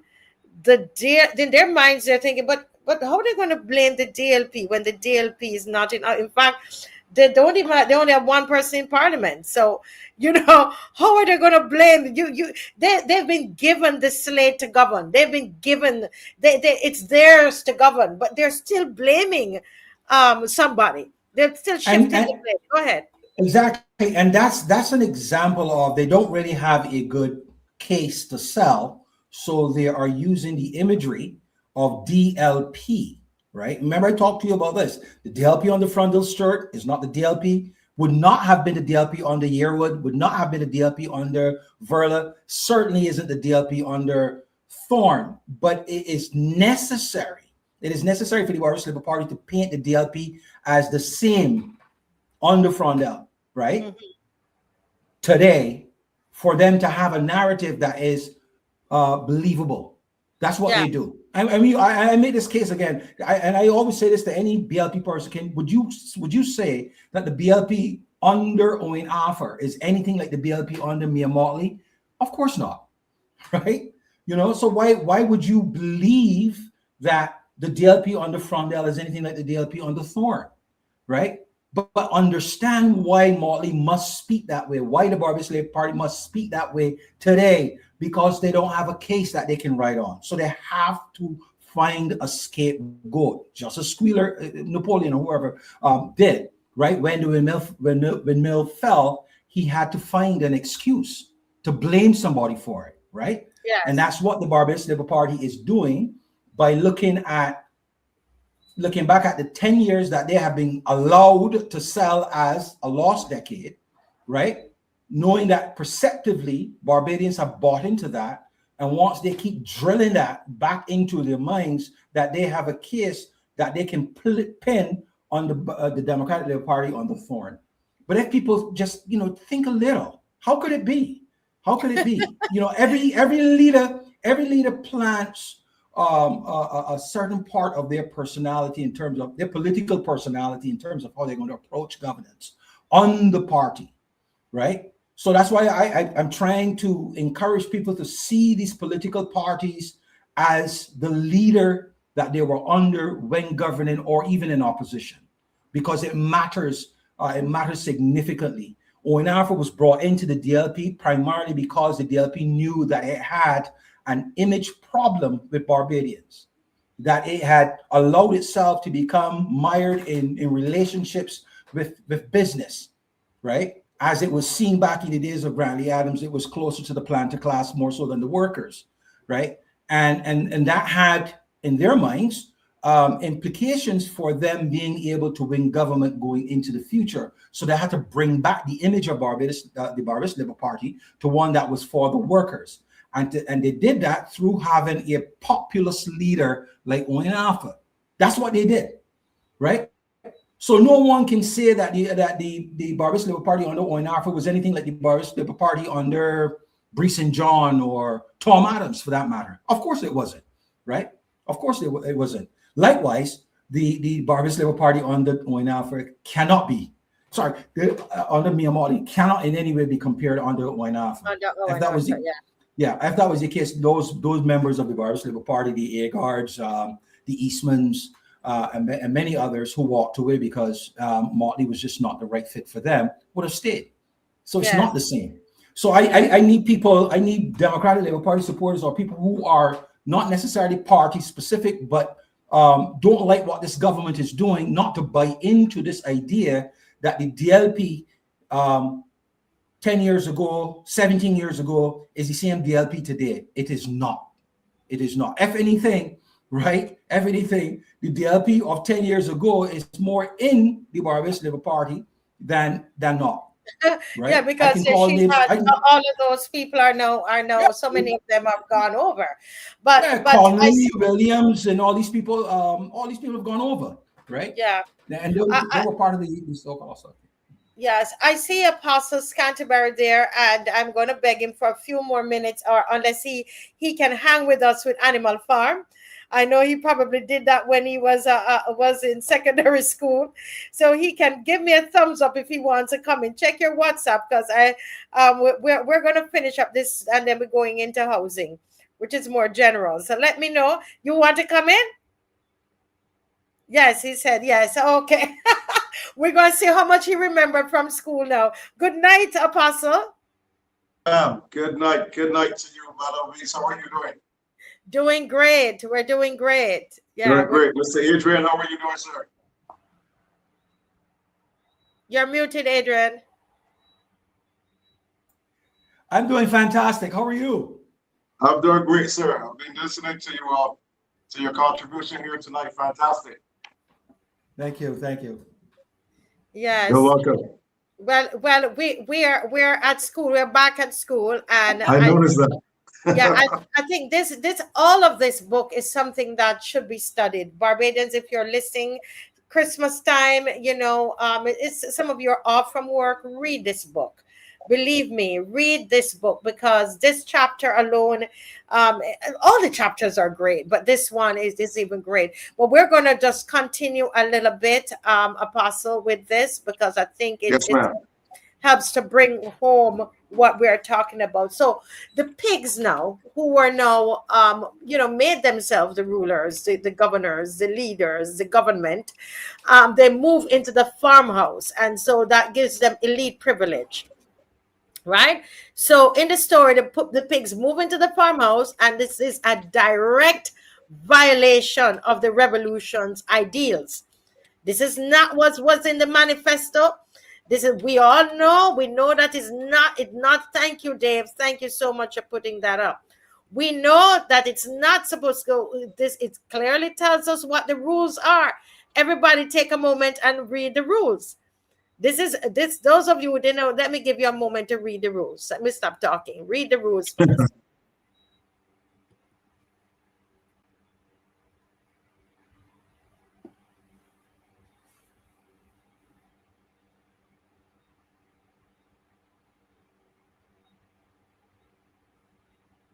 All right. So we see that in this chapter, as I said, they move into the farmhouse. So they're getting now elite privilege. So they're no longer, pigs are supposed to live in sty. They're some of the dirtiest animals. They're in mud in the pigsty. No. They're in the house. And they justify what they're doing, this changing of the rules, right? They justify it, changing the rules, rewriting the rules because they claim special knowledge.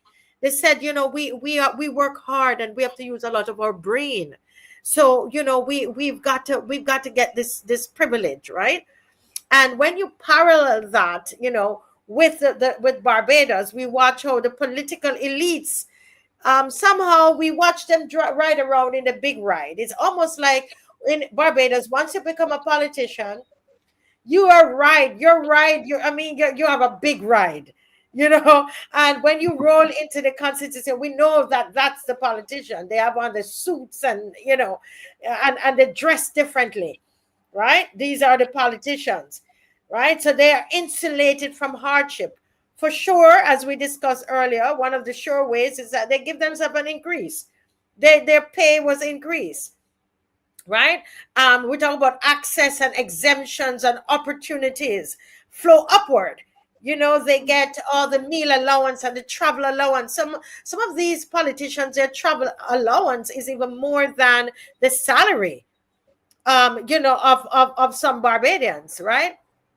And so there's big investments, so they receive incentives, right? Let's call them incentives. They receive incentives where the ordinary citizens would never be able to see those kinds of incentives, okay?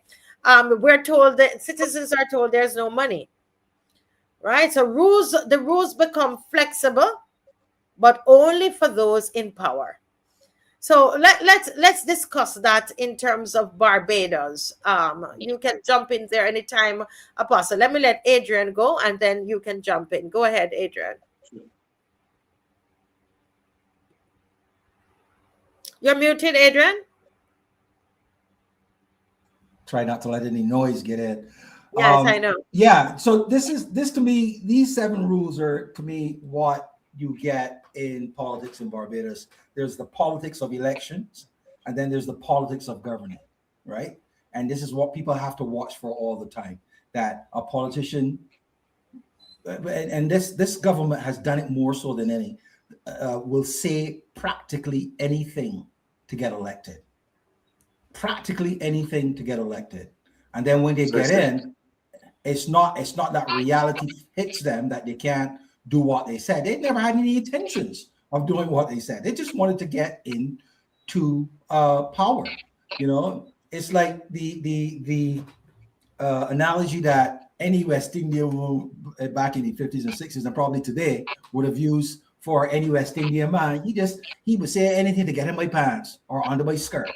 And that's pretty much what this government did in the 2018 election. They said, and I go back to this because it was so funny how this nobody asked me and Molly anything about sargassum, but all of a sudden she gonna clean up all it. She said anything that she felt would resonate to get elected. And when she got in, yeah, that was it. Politics of election, politics of government. And that's what we're seeing here. This was done to get all the animals. These 7 commandments were sold with great language, great speaking ability to get buy-in. And once they got the buy-in, once they got the power, then it become a plaything for them, to help with the rules. The rules was just a vehicle to get into power. And once we're in power, we do our thing. Yes. Apostle and Vihoy saying they think, hi Vihoy, I'm trusting you're feeling better. Said they think now that they're better than even their peers. A typical greed and power corrupts. Go ahead, Apostle.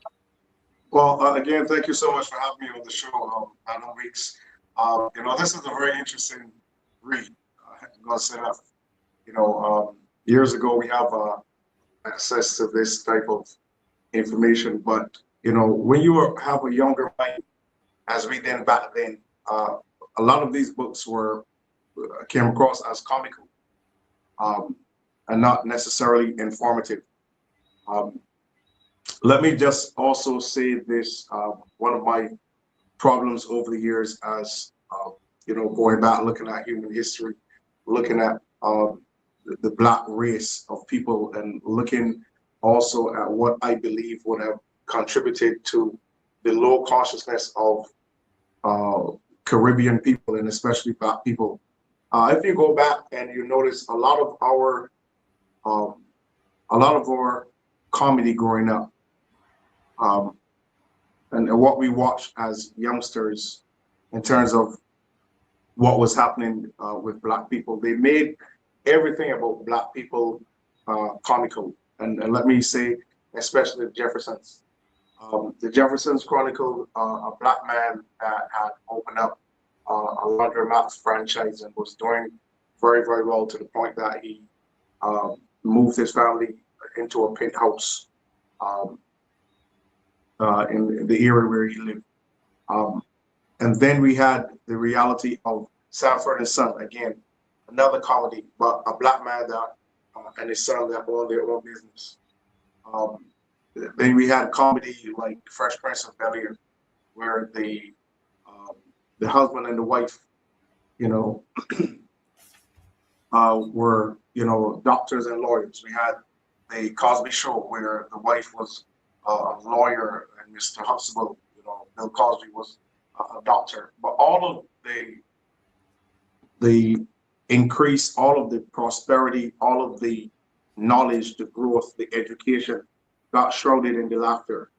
And this is one of the things, especially that this book actually brings out very, very clearly now that we are older and now that we are wiser and we are more conscious enough to read the book from a political standpoint. And we are now able to see that this is actually playing itself out. This book is actually playing itself out in our day. Okay. It's interesting enough to know that this book was banned in all communist countries. Okay. Because one of the things that communist countries don't ever want, they don't want people to be awakened to their style of government. Okay. So this is one of the reasons why they ban anything that becomes a threat to their style of government. And so what we're seeing here in Barbados right now is this behavior being displayed. Now, let me explain what I'm saying here in relation to the behavior of the Prime Minister after being caught with, I don't know whether her pants down or skirt up. I don't know which one to use, but whichever one applies. The fact that this bill was being raised to Parliament, the public knew nothing about it. You got caught trying to pass this bill and then having it passed in the lower house. got caught doing it, and then you come to the public, you give a speech to the public, and you blame the Democratic Labor Party. And I was talking to someone when I heard that she was going to bring, a press conference, and she's going to talk to the public about it. I said to them, how much do you want to bet that Mia Motley blames the Democratic Labor Party and the economic situation prior to 2018? How much do you want to bet me that she's going to blame them? 7 years later, she's going to blame them for the problems that they're having. So said when she came and she started to speak to the public, never once did she say to the people of Barbados, it's unfortunate that they heard about this bill in the manner that they did. Again, we have to apologize to our people for operating in this manner, again, which they are accustomed to doing. Madam Weeks, you know that they run to parliaments and they try to pass bills while, crop over is there, Carry Fest is going on. Whenever there's a major event that the people's minds are not alert at that point, that is when they try to pass bill, and that itself is a very demonic practice. So when she came to the public, there was no remorse. She wasn't sorry for the fact that they were caught.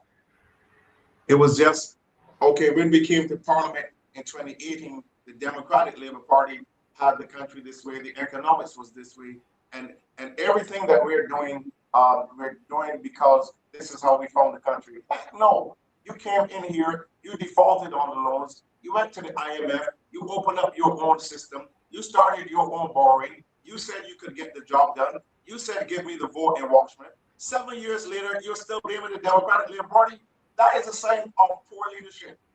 That's a sign of a leader that has no vision, has no wisdom. You knew in 2018 when you became the prime minister, you knew you could not run the country.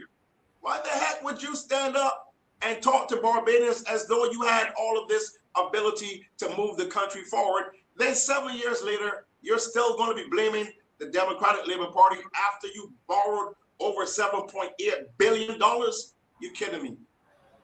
You're absolutely kidding me. So this is the style that we're seeing. This is the system that we're seeing, Madam Weeks, and this is where Barbadians have to wake up. There's no remorse. Listen, they have not done a single post-mortem after COVID to see the impact of COVID-19 on the citizens of Barbados. We're only 283,000.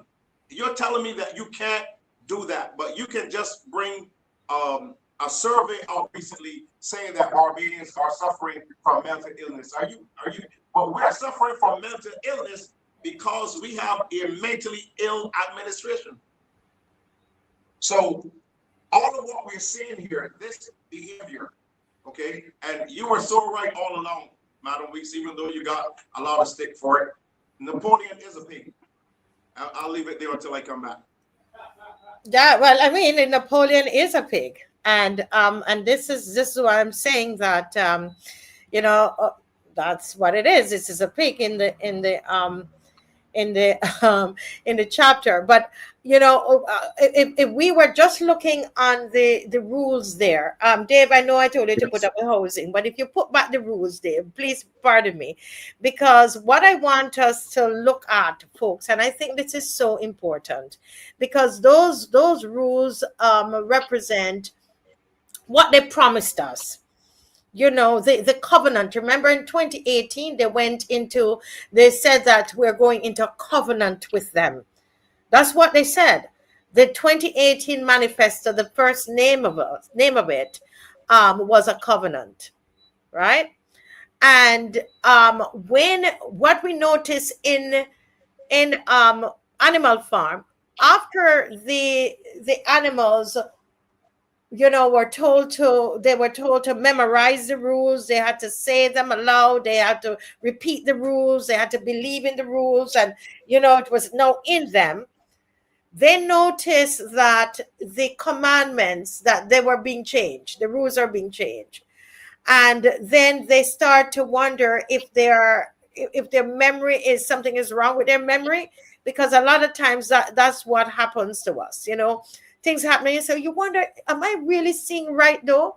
Could they really be doing that? Sometimes you hear Barbadians, no man, you have to believe the government, right? The animals in animal farm, they actually sense betrayal. They felt something was wrong. Why are humans coming on the farm? Why are we relating to humans? Why are the pigs sleeping in the bed? Right? They knew something changed. They saw that the rules were quietly being changed, just quietly. But they doubted themselves. But then you had Squealer, right? Propaganda. He was responsible for the propaganda. He comes and he says, man, you must be mistaken. That's not how it is. How it is. You're being emotional, as Mr. Humphrey says, or the Prime Minister. You don't be so emotional. You're being emotional about it. You don't understand how government works. That's not what happened. Even though as citizens, we know, take the last bill here, we know something isn't right. Right? We know that the promise sound different from what is happening now. Right? We look at the slogans, and something is not something where they promise us, they say Mia cares, but then we see all the suffering around us, and we see her traveling and leaving us here, right? You don't understand economics, right? And then they come, the central bank governor says, don't worry, things are improving. Things are improving. Don't mind what you're feeling. Don't mind what you see in the supermarket. Look at these numbers here. Look at these numbers. So in a sense, Kevin Greenwich is like Squealer as well. He's a squealer. He comes and he tells us it's not that bad. The economy is growing, right? And that is basically what we are seeing around us. We see the commandments, we know what's in the manifesto, we know we're not living it, but they want us to believe that is what we're living. And I think the greatest example, Adrian, of that is that I can remember right now is Kevin Greenwich, the governor of the central bank. Yes, absolutely. It was forecasted, and I don't delve into political prophecy. I don't like to, try to foretell the future. But this was a clear call that I felt confident that I could say when he was first broached as the new soon-to-be governor of the central bank. I was like, yep, he's getting this position because all of a sudden you're going to hear central bank reports that are a benefit to the Barbados Liberal Party, to the government. And that has been true from day one. Everything is hunky-dory as far as he's concerned with regards to government policy, right? And he makes a lot of mistakes. Two glaring ones is this man literally an economist with a PhD in today's, oh my God, you got it. That is the biggest, to hear an economist talk about trickling down is just sad. Really, really, really sad. So let's listen to this Squealer. So this is Squealer. This is a modern day. This is one of the Squealers. If you think of any other Squealers there, Apostle, where we know what we're seeing, but they're telling us, no, it's not that. And I want you to notice in this clip how Mr. Greenwich lowers his voice for impact, right? When he's going to tell us the nonsense, right? When he's going to try to trick the people. Listen to what he's doing here. Go ahead, Dave. What is being done or what can be done to address this? So, I've heard this question. Dave, if you could start from the beginning, Dave. Dave? So we've heard the reports of growth and we've heard the projections, but some may argue that this growth is not being translated or being manifested in the lives of ordinary Barbadians. Governor, are you confident that ordinary Barbadians are feeling the impact of this growth? And also, what is being done or what can be done to address this public perception? So, I've heard this question many times and we've answered many times.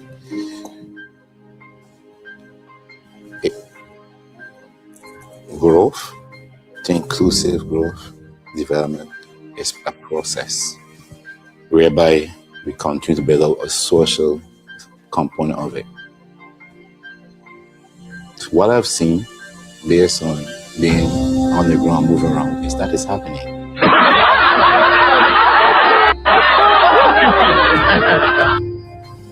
You look at the social program, it's expanding from the elderly to the vulnerable groups. And those funds that service the Barbados Labour Party, we are all going to be in trouble. More people will march and let the government see and let the government get away with this. When you're then looking for a pension, like Lumby used to say, "Capo smoke your pipe." Where did that money go? Also, you want indication of how people let things improve in persons. Look around and see how many residential properties persons are putting up, how many additions persons embarking on, adding on days to their homes, expanding. And just, let's be real, economics is being real. Look at life. You see an event in Barbados not supported, bursting at the seams? Barbados, it's a joy to be here. Happy Easter. And for the ladies, well, that's in fact that person's better. It may not appear so, but have more disposable income. In my line of work, you got to keep repeating things over and over and over again to kind of catapult the propaganda. The benefits of the growth are trickling down. So a person now getting to enjoying himself and spending, and you see it.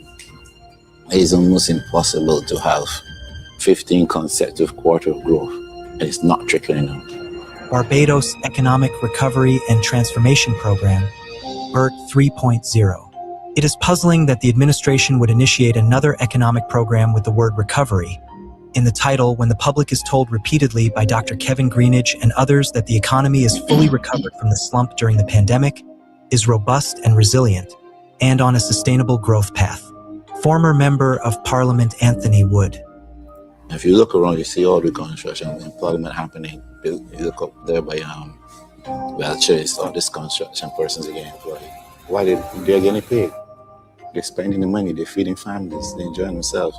It is tricky, The developers called it a strategic day for the stakeholders. oh yeah. As they launched 2 developments. If the economy recovered so well, why do you need another BERT? Did the Barbadian income levels and standard of living, especially among the poor and powerless, rise significantly? Did the quality and quantity of social goods improve significantly under the 2 BERTs? Did the cost of living fall significantly under the 2 BERTs? If the economy achieved excellent results, Dr. Greenidge, simple logic would tell you that we should not need a 3rd Barbados recovery plan. BERT 3. Perhaps simple logic does not exist, Dr. Greenidge. Retired Professor UWI Michael Howard. Growth increasing in terms of credit growth, and also non-performing loans continue to go down to all-time low. Prominent economist Professor Don Marshall has issued a sharp rebuke of the country's economic direction, charging that successive IMF-backed reforms have fiscal performance over true economic transformation. He contends that while authorities celebrate macroeconomic stability, the deeper structural questions about how Barbados generates wealth and jobs remain unanswered. We are not building an economy. We are managing debt to please financial elites, Marshall charged, adding, all look to the office of the Prime Minister for relief, gifts of grace, contracts, favors, and succor. Barbados Today online publication.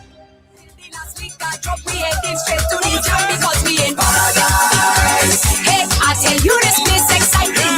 Up in the Pepsi we biting. Now put down your worries and enjoy paradise. Hey, get ready for the non-stop fighting. Set up the Pepsi we lining. Make sure you could handle it. Come on. Yeah. I think it's Adrian. Adrian, you anything about that squealer there? As I've said, this Barbadians should be confident and comfortable, right, in seeing this guy for what he is. I think the Democratic Party should put it in their manifesto that if they were to win the government, that he has to go. Because no economist in 2025 should be relying on trickle down as a serious explanation when challenged about macro statistics not getting to the people. Shouldn't do it, right? And you can go Google this. I mean, I just Googled it again just to make sure that I am stating it correctly, and I know I am, right? But trickle down is analytically outdated. Nobody worth their salt or worth their profession as an economist uses the word trickle down as an explanation for anything, right? Everybody knows that you can have macro statistics that shows a great economy at the macro level, and yet still things are very hard for people at the bottom. Everybody knows that. And there are things they can do to encourage these things to get for people at that level to feel it. But for him to say that things are trickling down because he see all of this construction and stuff going on, it's just, I'm like, where did this guy go to school?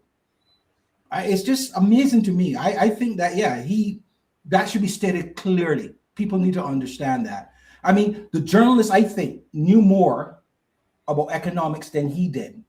She knew that, right? There is a known disparity between macroeconomic statistics and what people are feeling at the micro level. She knew that, and that's why she asked. And she knew it also because she knows that people are not experiencing these lofty statistics. But that's one of two things that he has done that further demonstrate that he has to go. No economist today should come out and market unemployment rate without addressing the non-activity rate as well. And that's what he did. And Motley then took that 6% and started marketing it politically. So it was issued. And this is further proof, as they said, he was put there to give official statements, given his doctorate in economy or in economics, and being the governor of the central bank, to make these lofty statements that has political capital for her to use to an audience that don't really know the difference. But it's not that hard to understand. If you drive around and you hear on 6% unemployment, and it's being said in a way that is supposed to be a good thing, and you walk around, you say, well, that's not true. Believe your eyes, because your eyes are telling the truth. Because there's unemployment rate and there's the non-activity rate. And the non-activity rate, yes, includes older people, school children who are not of working age, but there's a large component of that non-activity rate that includes young people that can't find any work, and as a result have stopped looking for work. And that unemployment rate does not include people who are not looking for work. So it gives a false story as to what the economic lay of the labor lay of the land is. And for them to do that, knowing better. I mean, if I know it, he has a PhD in economics. I probably took a couple courses from my MBA in economics, but he has he knows this, and that's why I keep saying he was put there to do a job. And like as I said, he has put his reputation as an economist of note and his PhD on the line for this government for partisan reasons, and he was rewarded at the independence celebrations for doing that. That's what it is. Yeah, right? That's what it is. Squealer. He is one of the squealers. Apostle, any word on this? And when you're done, we're going to go straight into housing, because we advertise that and we want to look at that. Go ahead, Apostle. You can open your microphone. Well, let me just go ahead and add to what Adrian was saying. I don't think that these individuals have ever drove around Barbados at any point in time and see the number of young men that are just there on the block. I do not know what is the process that they use to determine what is the percentage of unemployment in Barbados, but I think they're totally out of touch with Barbados. They're totally out of touch with our society and with our youth, and with the percentage of unemployment that does exist in Barbados, to the point that we know that the projects that are going on in Barbados, many of them are not, many of our young men and young women are working on those sites. I mean, I was just, passing through Old Town today with that major project that is going on there in Jamestown, and the person who is holding the sign to slow the traffic so that the imported workers can cross the street. That's what the Black people are doing.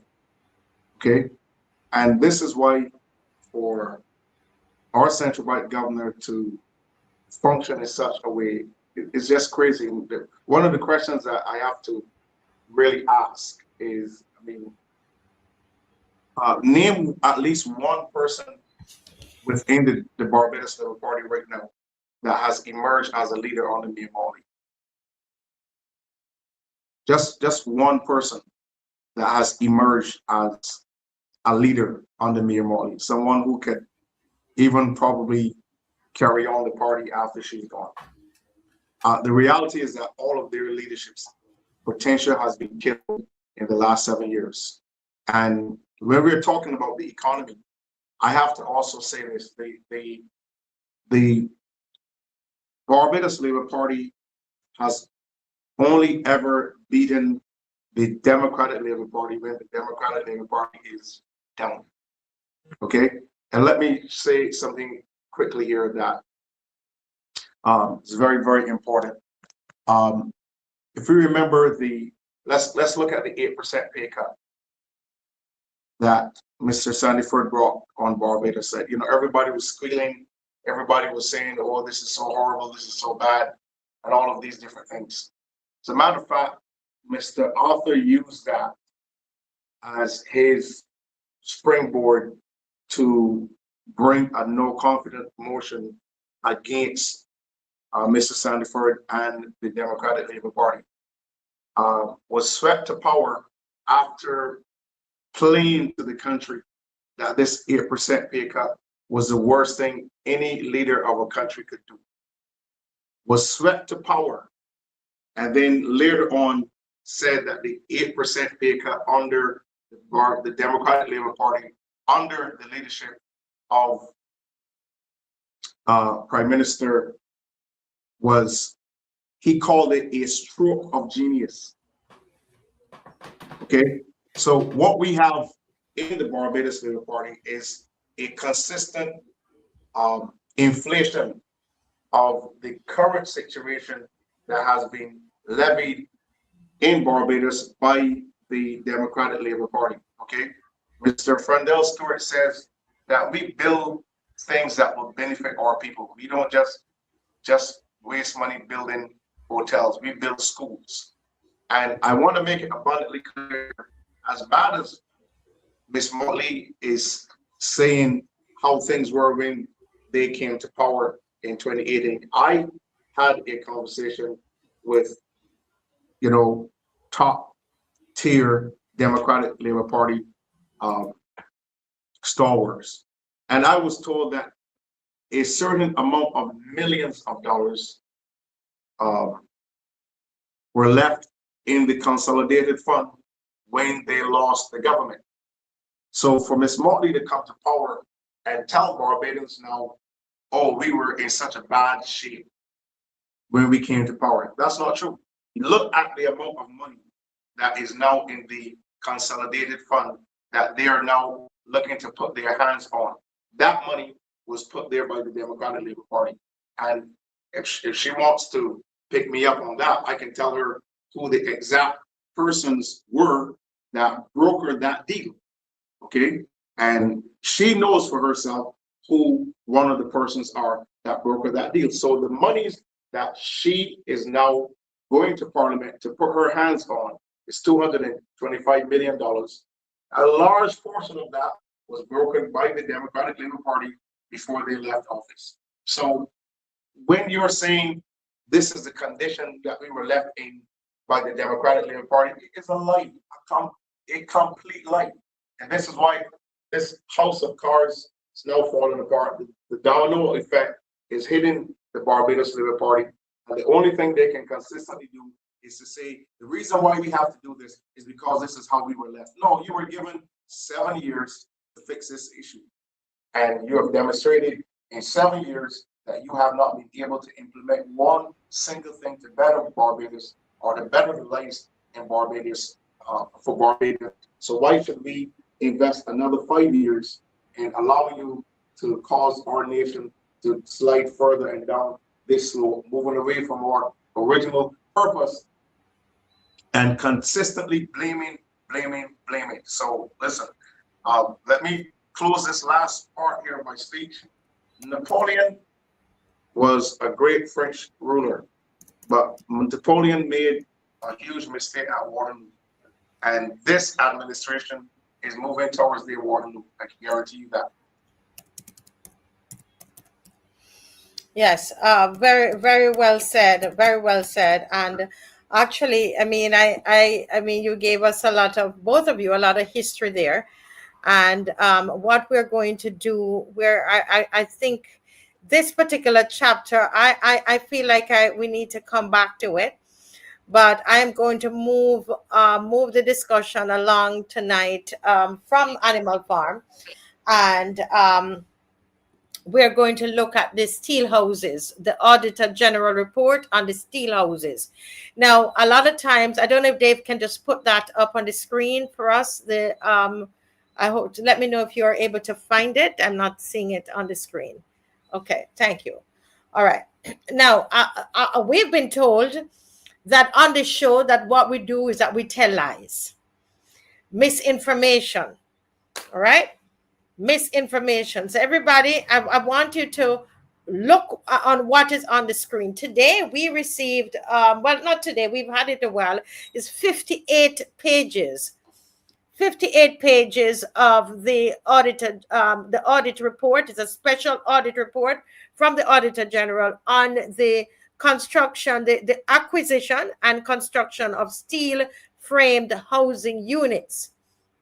And I can tell you that right here in St. Philip, where I live, that some of those steel frames that were brought in to build these houses have been just thrown down, and grass is growing through them, right, all around them. But this is actually the report that we have condensed for you tonight. Okay? So we've condensed it. I want us, we've been on for a little bit. Don't get tired. Don't get tired. The next 30 minutes, we're going to start to go through this. And what we haven't finished, we will do it the next time around. So Dave, if we could go to the first slide. Now, what is this audit report going to reveal? And this is just intro, and then the others will jump in, Mr. Hines and Apostle, right? What it reveals about governance, what it reveals about governance, the value for money, and accountability, right? So this is a special audit report on steel frame housing, not done by any of us, but by the Auditor General, all right? So what we've done, we've taken it and summarized it for us here, right? Now, why this audit matters. Number one, Apostle, millions in public funds have been committed, right? And this is why it is so important to have accountability. Millions of our taxpayers' money. Severe housing demand still exists. There's a shortage of housing in Barbados. A lot of people are without houses or without homes. Some of them are living. An elderly woman sent me, a picture of her house where she's living, and she's just used her pension to fix the roof. And I'm literally looking up the pictures. You can look up and see the sky, and you see the rain coming in. But this is what she can afford, and she's used her pension to help to fix the roof, right? The audit will expose how decisions were made. And the core question is, did taxpayers get value for money? Did taxpayers get value for money, right? Now, these are some of what we have found in the report, and Adrian and Apostle can always comment on this. The procurement rules were bypassed. And by procurement, they're talking, acquisition, etc. All right. So there are rules that are set up, like in any organization. Even if you have your own company, there are rules. If you're going to, purchase, There's a system of a purchase, whether the purchase order, and it goes through a whole system, right? I wouldn't bore you with all of that, but all of that, they're saying that this is what the Auditor General is saying, not they. The Auditor General is saying the procurement rules are bypassed. The costs were not justified. All right, so they're not justified, meaning that then they were not approved. If they were not justified, they were not approved. The projects delayed or they were unfinished. There was weak oversight. Whoever the Minister of Housing at that time was Dwight Sutherland. There was weak oversight, and there was no accountability. Right? No accountability. Do you want to any comments there, Adrian? Apostle, you have to open your mic, Adrian. You can go ahead, Apostle. Okay. Well, so far this goes back to show us when you're talking about no accountability, when you're talking about overstating. Because I've had a chance to look through a portion of it.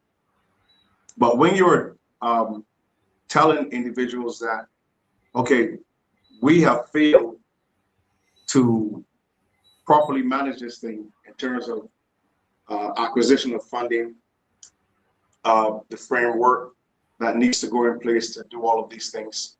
Matter of fact, there was an area recently where I read of the 150 so houses that were supposed to be built as a part of this to assist persons that were affected in the hurricane. I think only about 23 of those houses were actually built. So 23 is a long way away from 150. And when we're looking at the fact that this administration is going to consistently go into projects, they're going to come to the public, make themselves look so big, overstate projects, overstate funding, end up being behind, in some cases a year behind these projects, have not been able to fulfill them. Then I think there was an area where they were also talking about the fact that where they were planning to build some of these houses, they had not yet acquired the land to build these houses.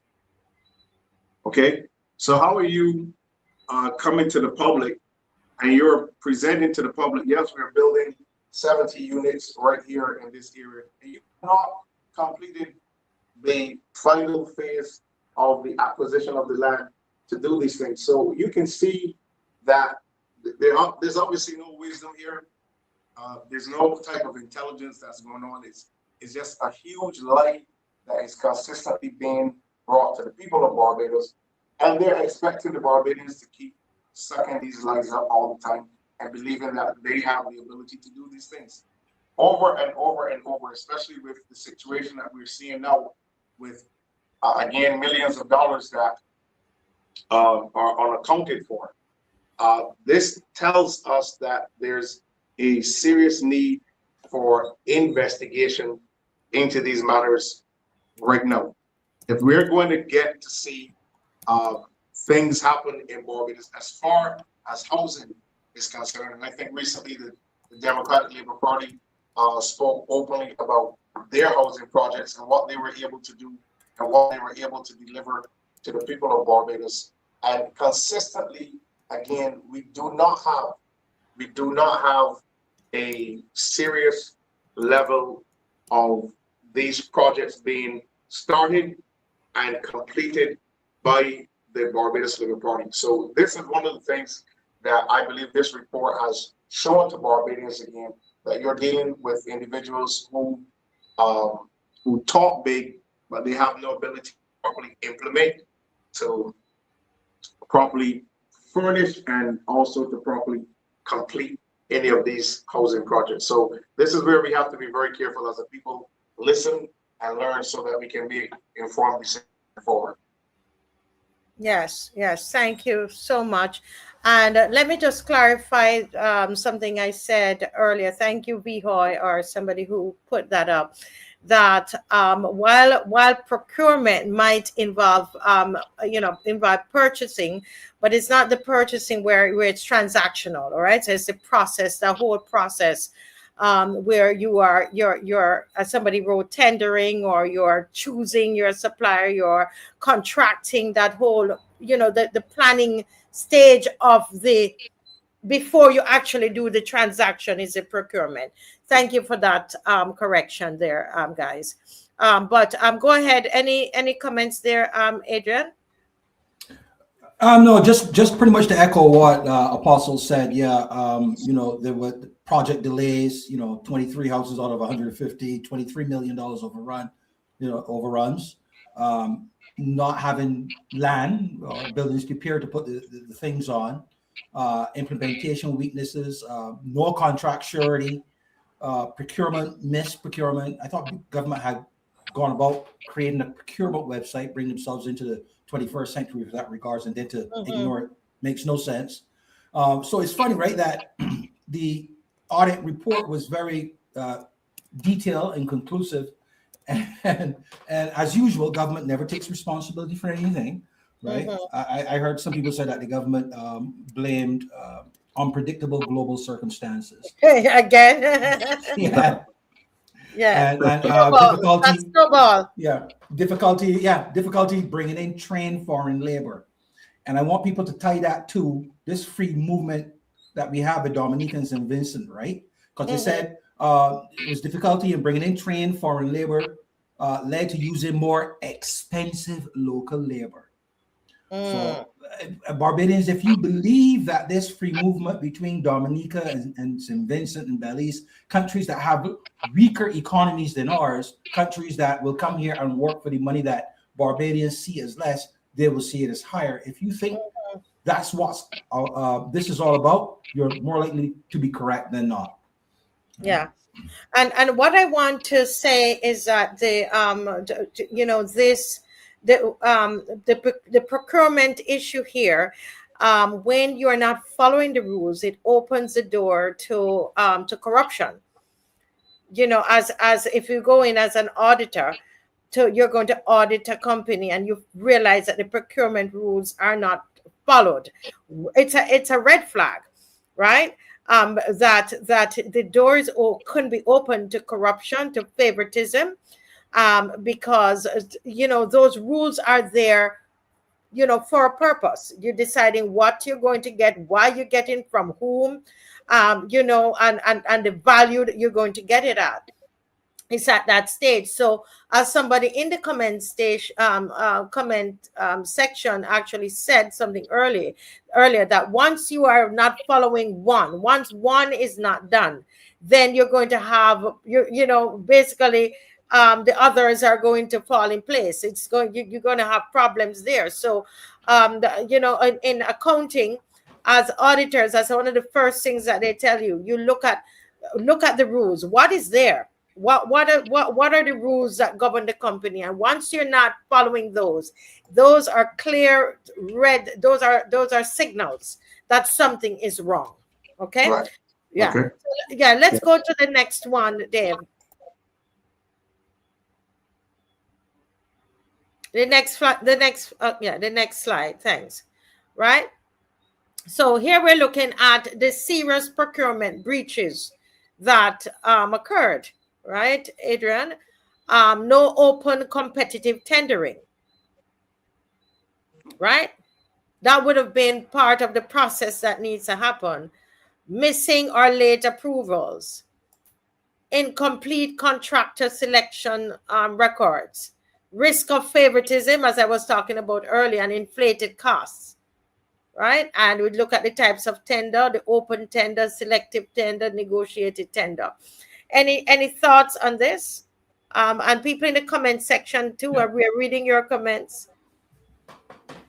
Yeah, so absolutely. That's the whole reason for governments to have a procurement portal or website, right? It's all about transparency, because everybody knows that government contracts over the years in democratic social societies and even others have been fraught with corruption. So this was an attempt to demonstrate transparency, competitiveness, and accountability by having that procurement portal for people to bid and enter their tender, and so everybody can see the transparency involved and that there's nothing under the table. So for them to not go through this process under the pretext that they were trying to get this done quickly is wrong.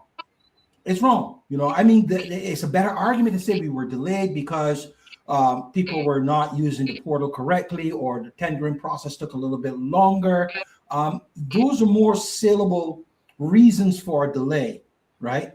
Than not using this and then ending up in this mess and then being accused of what the actual website is there to prevent, right? You can't have it both ways. You can't have it both ways. I think this alone, going around this or not using this process of transparency opens you up to considerations for corruption and fraud and all that good stuff. So you can't blame anybody for that because you didn't use the tools that are necessary for you to avoid that. Yeah.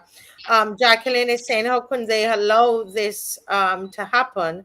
If it was them personally, they would not overlook the process. Correct. Noel is saying, I have a friend who was contracted to build the bases for these houses. The measurement given were different from the steel houses ordered, and that's why some of those houses are sitting in the bush. Somebody have here item missing, cost comparison versus project delivery. I'm just trying to read some of their agree, Marcius. These things help to keep you on the straight and narrow. Correct. That's what the rules are there, to make sure that we don't have all kinds of fraud and corruption and mishandling of funds, etc. Any thoughts there, Apostle?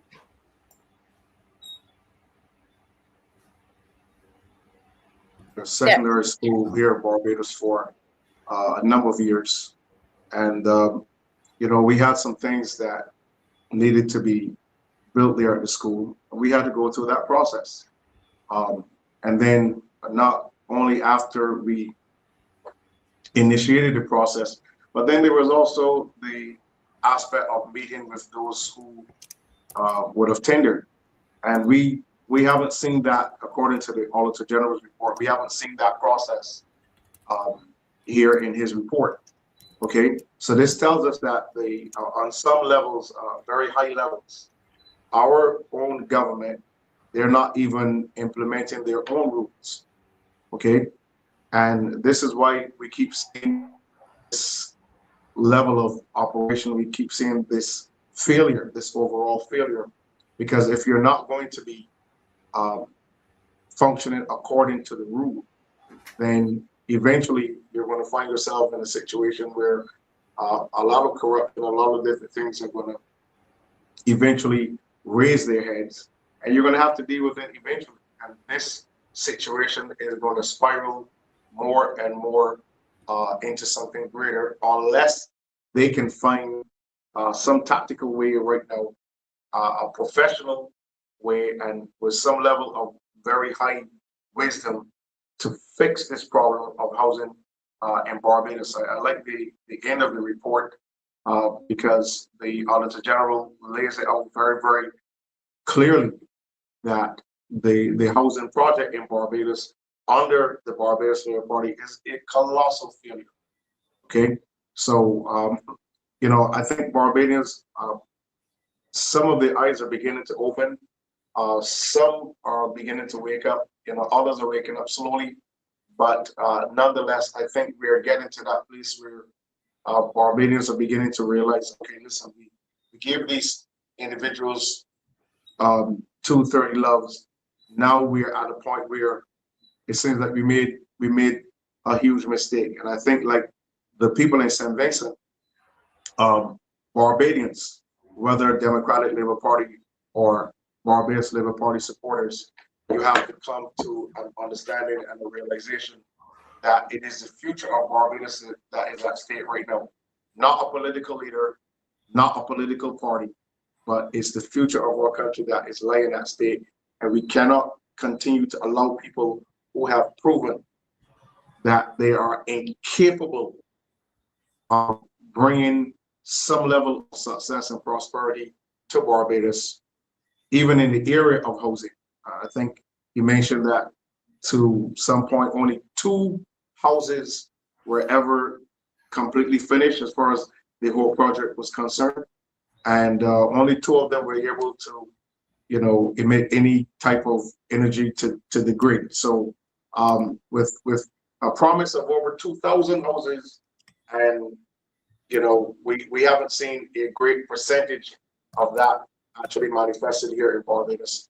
Time has come for our people to really take stock and begin to realize that we need to bring a change to make sure that we can get some type of favor, some type of blessing, some type of prosperity to our nation right now. We're at a serious inflection point right now, and we have some really critical decisions to make right now. Somebody was asking a question there. Can the selective contractor deliver at a cost?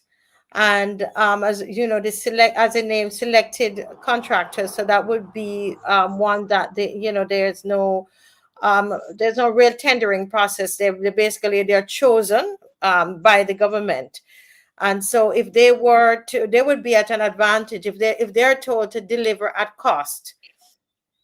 It's basically like somebody who is marking their own exam then, so they would, I don't think that they would be required. They could deliver at cost, and it really be something that is above board. It's like, that could be your friend, right? Exactly.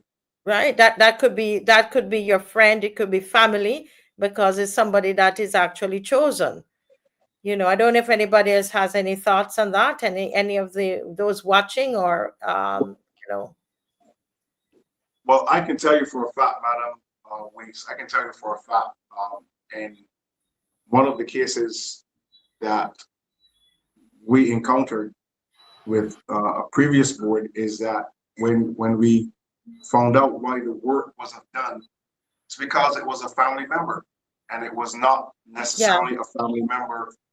A family member that had skills, but not a family member that actually had a construction firm.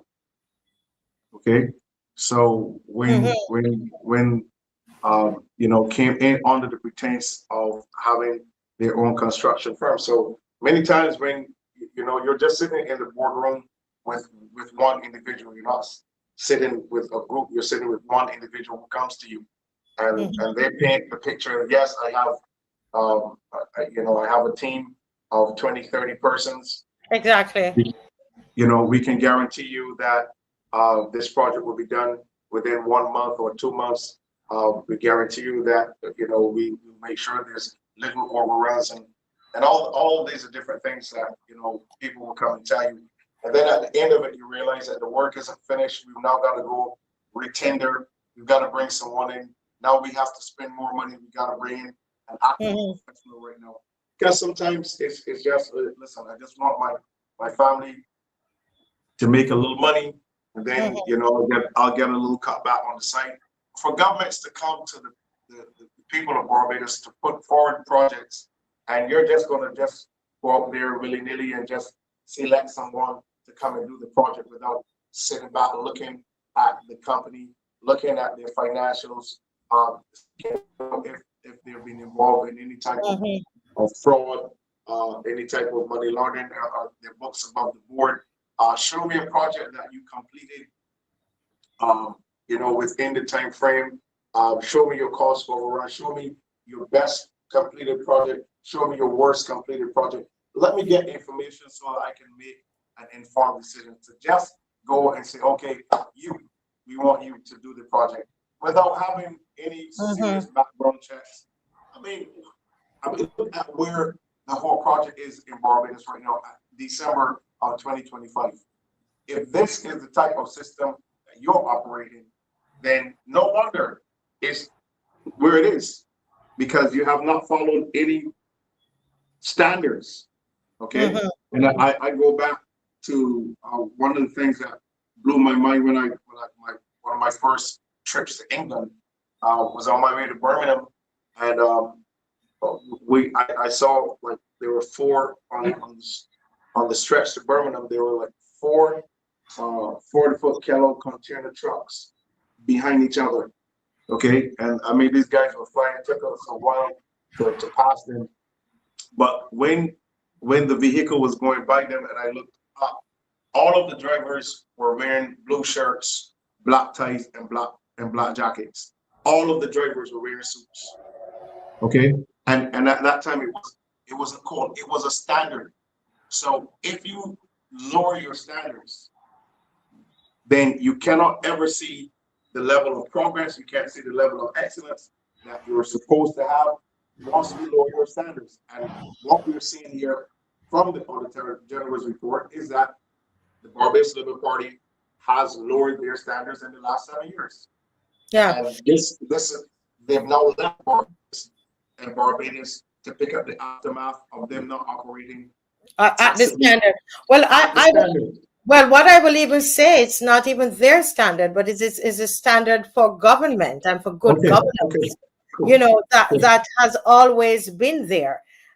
You know, and as I said, as an auditor, you're trained when you go in, the first thing you're going to look at are the rules. And once you notice that the procurement rules are not being followed, that's a red flag. You know, already you know something is wrong. And as it says here, why the rules matter? Because you got to protect the taxpayer money. Right? That's why that process, people don't like process, but process, you know, important. You're ensuring fairness and ensuring competition. The selected contractor versus when it's open tender. In open tender, anybody who's qualified, you know, is able to tender. But when you select, when the minister then can select whoever, then it's, you know, I mean, as we said earlier, it could be your sister, your uncle, your brother, your girlfriend, could be anybody, right? So the procurement rules ensure fairness and competition, prevent corruption in ways, and transparency. Transparency Exactly. is foundational to that. Any thoughts there before we move on, Adrian? No, you can go ahead. Yeah. Next slide, Dave. And folks, you can go ahead and take pictures of these. We just basically took them from the Auditor General report. Okay. Okay. Poor value for money. So this is what they saw. This is one of the things that they noticed. Poor value for money. No cost benefit analysis. Well, these people, I don't understand though. I mean, they were just they're just writing checks and they're just doing what they want. They were just cutting checks. No cost benefit analysis. The steel's unit cost was more than traditional housing, right? Claims of speed and durability not proven. Wow. Taxpayers paid premium prices. This is amazing. This is amazing. This is coming straight from the Auditor General. Yeah. Wow. Wow. Somebody says here, when contracts go for bid here in the city, we can even discuss that contract with anyone related to the contract. They can't, she's saying. Wow. So they're really, we're paying them all of this money and they're not even doing the work. Somebody's saying. Wow. Next slide, Dave. They found a lot of delays and idle housing units. I tell you, there's some of them still down near to me here in 6 Roads, right? Delayed and incomplete construction. This is just a plain report. Delayed and incomplete construction. The homes built without infrastructure readiness. Units left unoccupied while waiting lists grow, because all know a lot of them, these houses not done. Not done. What's the impact on the society? This is, remember, they were going to build 10,000 homes. This is what is in their manifesto. You understand, Dave? If you could go to the next slide, in the manifesto, right? Now they saw weak ministry oversight. This is this guy here. He was the minister of housing. Poor contractor supervision, no penalties for delay. These people doing whatever they wanted to do. They were doing what they wanted to do.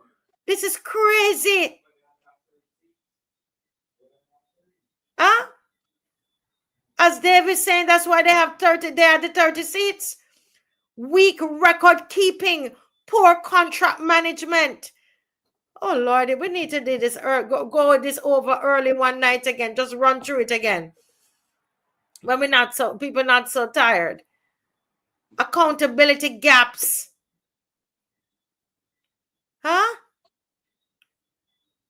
Oh my gosh, this is ridiculous. And these are the people that you want to keep in government. You want to keep these people in government to do what? To do what?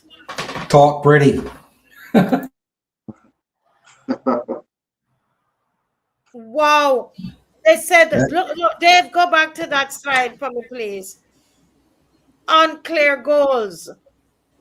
So what were they doing? Lack of ownership, inadequate resources, poor feedback loops, all of these things that can cause the accountability gap. Decisions spread across agencies. So the way it is, because of all of these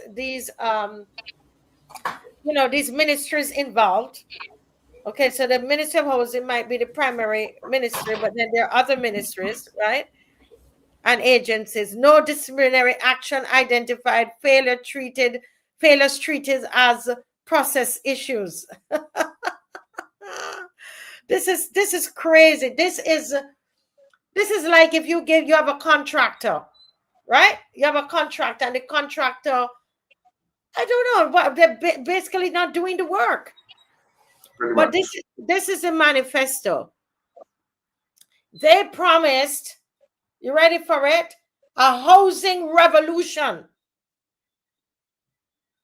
Mm-hmm. A housing revolution. Yeah, we're having it. Because we're having a housing revolution. A revolving door is more like it. Yeah, because we've never seen housing that was promised but not delivered on such a wide scale. So it is a revolution. Yeah, we have 150 houses that are just not built, but we do have them, right? Yeah, pretty much. Pretty much. Yep, that's right. Look at this, where your money is. Look at your taxpayer money. And these are the people.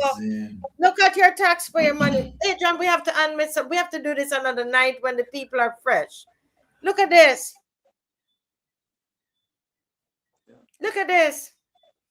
Look at this, people. This is it. This is what we're talking. This is what the Auditor General, this is the picture, the image to what is in the Auditor General report. Wasn't there some talk about selling these to individual persons? That's what they were saying, but they're still there, as far as I know. What a mess. Money, man. Money. You know, you can't get houses built, but you can have huge monstrosity up there in Newton built for Carifesta. You can have all of that done and ready for Carifesta, but you can't get houses constructed. Amazing. I still can't pay people. It's just, these people are unbelievable. Is that true, right? People from Carifesta still haven't been paid, or they have not been able to give us the report of how much money has been spent. Everything about this government is extremely untidy, just like its leader. I must say that. Very, very untidy. And I don't understand what Barbadians aren't seeing. You know, this is all talk, all fluff, and the actions are completely missing. You know, It's like they live in a virtual world. You know, I am great.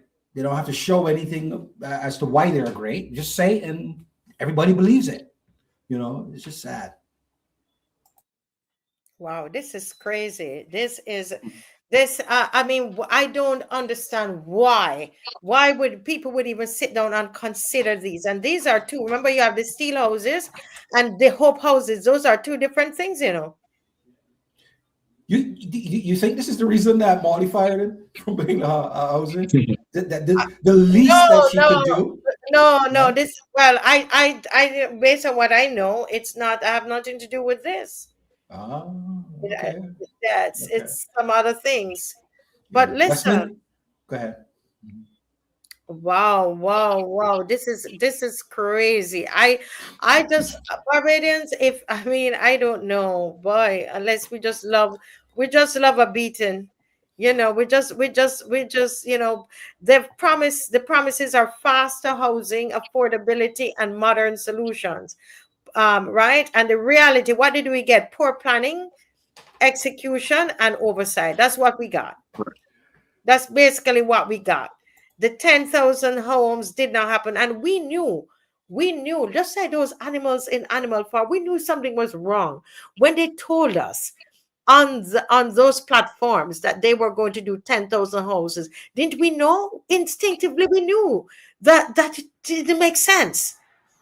But we still went and voted for them, though. And look at us today.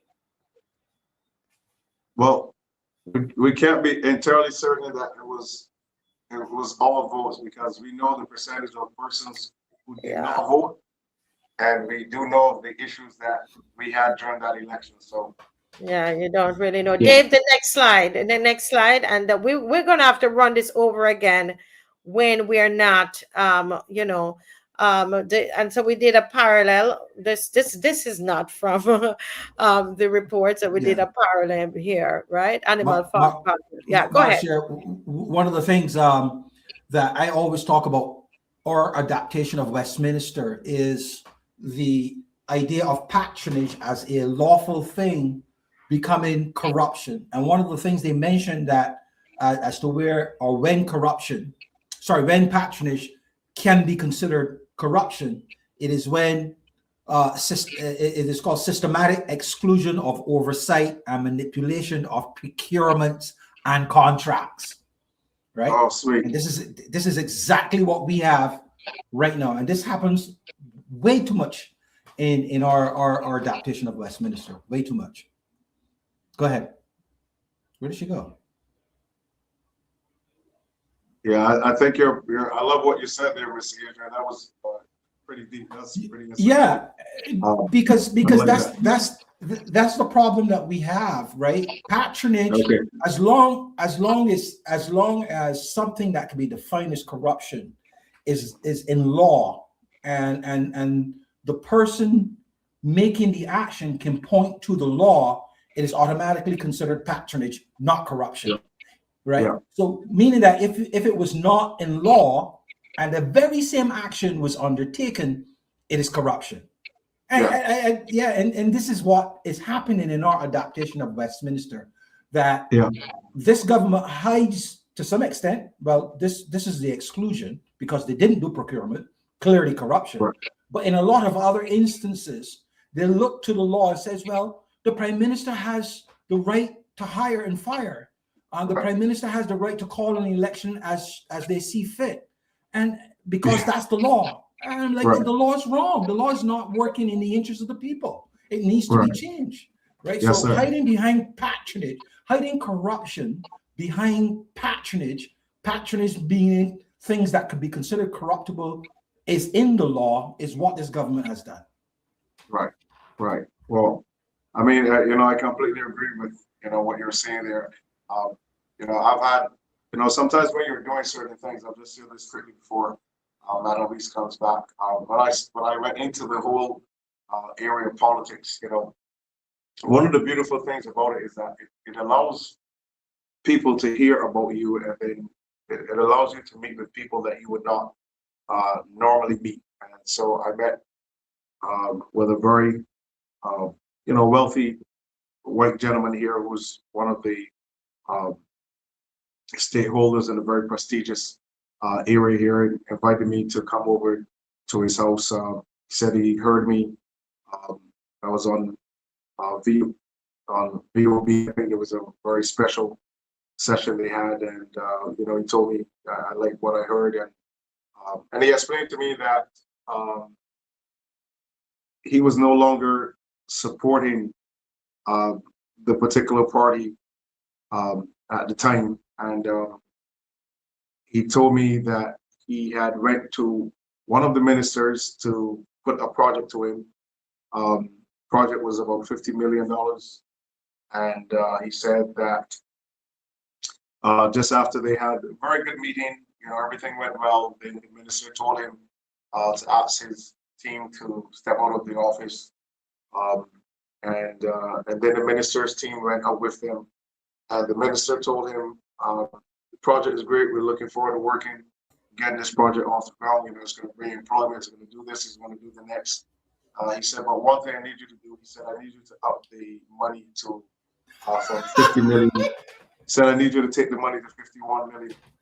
And he told me, he looked at the minister and he said, what do you mean 51 million? Yeah, I said, I thought we just agreed at 50. He said, the minister told him the million is for me. Yeah, kickback. And he said he walked out of the office and never spoke to that person again. That project never got off the ground because that's what he encountered. And so, you're pretty correct at what is happening.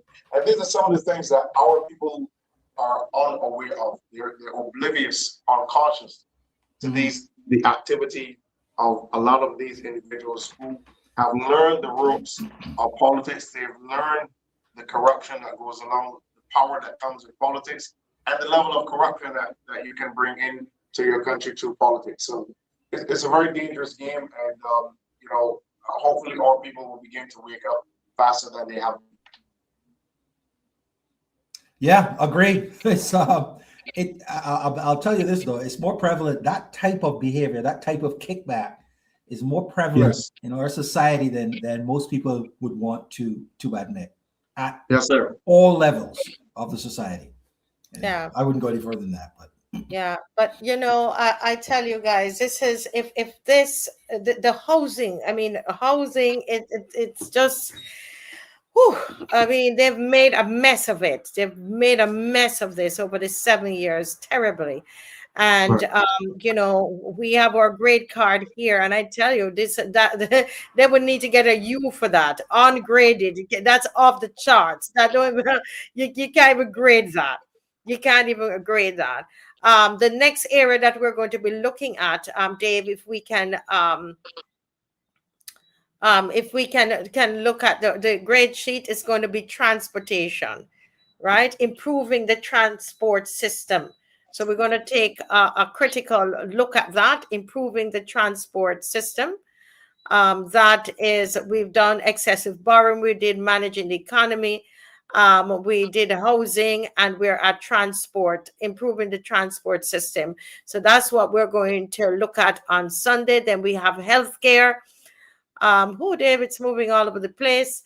Then we have healthcare. We will look at healthcare. We promise we're going to finish it, and we're doing our due diligence. We are going through everything, and we're going to finish this sheet, right? We have our last show before Christmas is going to be on Monday, or it's our last show. We have on Monday, and then we have Christmas, and then we're back on the 27th.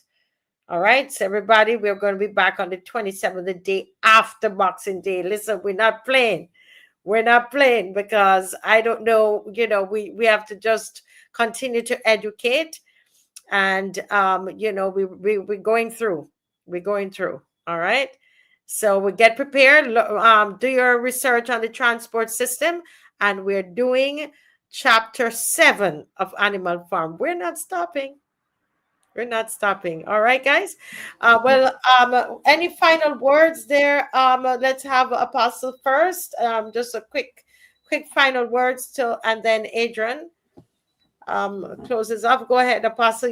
I had to mute it because there's always a noise coming through. Go ahead. Okay, well, I'm just gonna say this one thing in closing tonight. Oh, McDonald had a farm, E-I-E-I-O. And right now, this government has ended on O. That's me for tonight. Oh my God. You know what came in my mind since he went there? He said, little pig, let me in. And they said, not by the hair of your chin chin chin. Well, Yeah, pigs are all over the place. And I will puff and I will blow your house in. That's the Yeah. Okay. Over to you, Adrian. Yeah, so in keeping with tonight's theme, the last one we talked about housing, I would stick with patronage. Patronage is political discretion, and corruption is abuse of that discretion. And that's clearly what happened with this housing. Again, patronage is political discretion, but corruption is the abuse of that discretion. Yes. And what I will say is that, guys, as you go into the new year, remember these things. These things are very important so you can make an informed decision as you vote, because they're gearing up. They're gearing up for elections. It's all over. You see, even from St. Vincent, we had the former Prime Minister of St. Vincent and the Grenadines is here, and they're gearing up. They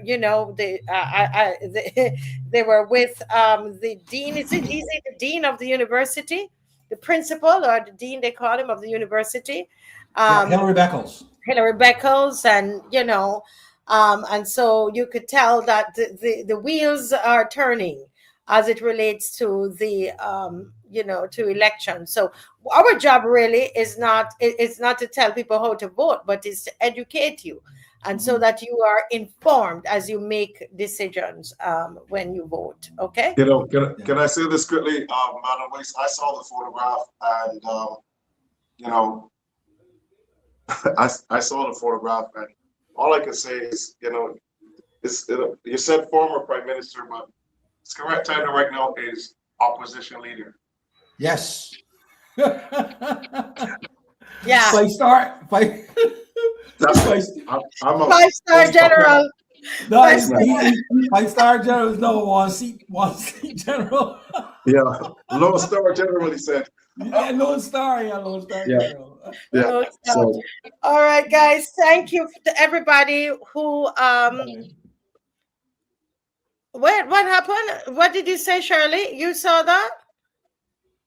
Shirley, she said to get ready for elections early next year. It's not because she can't listen. This lady can't keep a secret. She did, and I need to curate that at the St. Thomas thing where Nichols won. She literally said it. And then later on, she tried to push it off.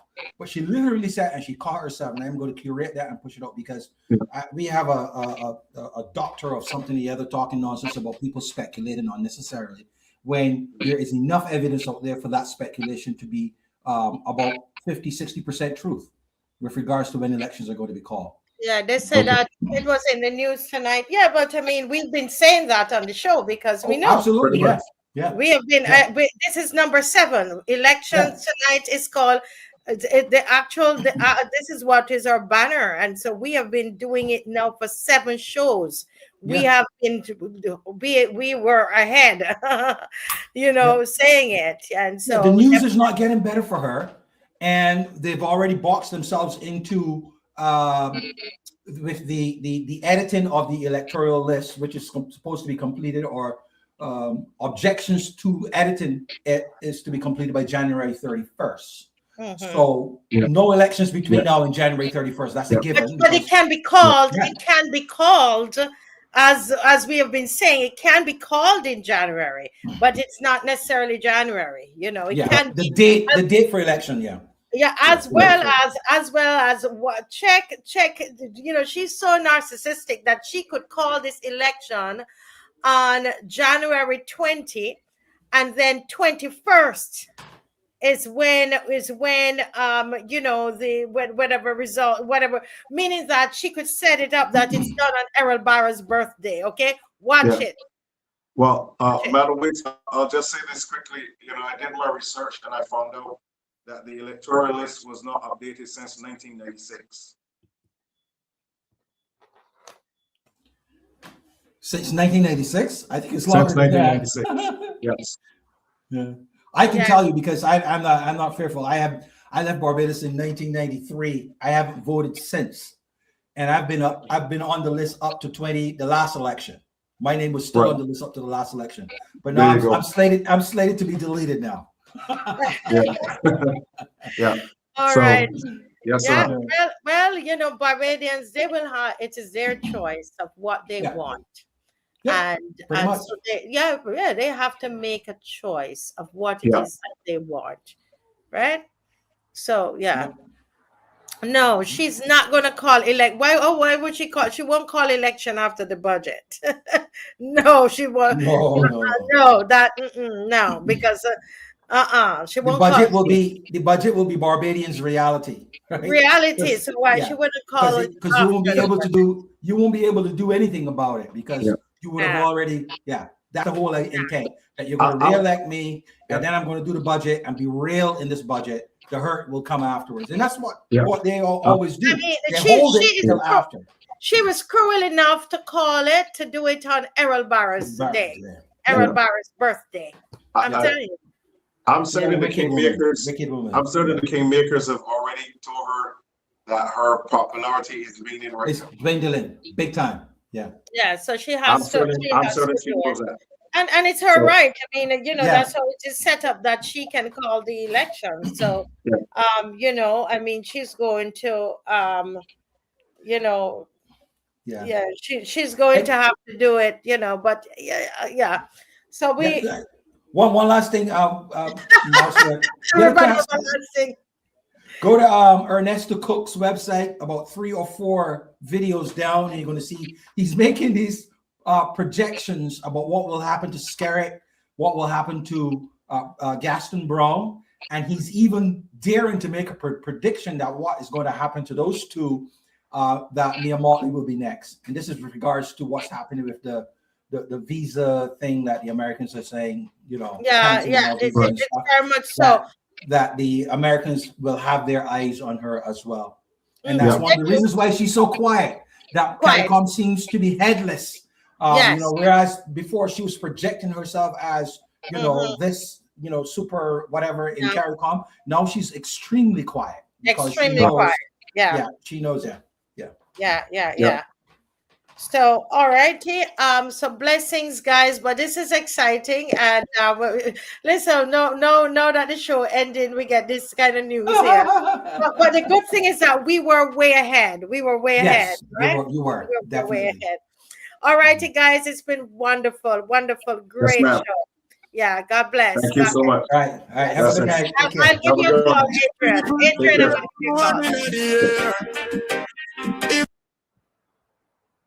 Keep your shout, yeah. This one up for the warriors will survive every storm. True faith, true prayer, true song. Let go the anthem now. Me rise up early morning time, me have to bless up the place. Give thanks to life that alone bring a smile for me face. Blessings are flow even when me feel low. Me ask for strength cause the journey slow. Me know, yes Lord, me know. You send me everywhere me go. Me a survive. Put on a song and a prayer every day. Just keep me safe out there. Me a survive. Put on a song and a prayer. Hold tight, hold firm, God always near. Surviving on a song and a prayer.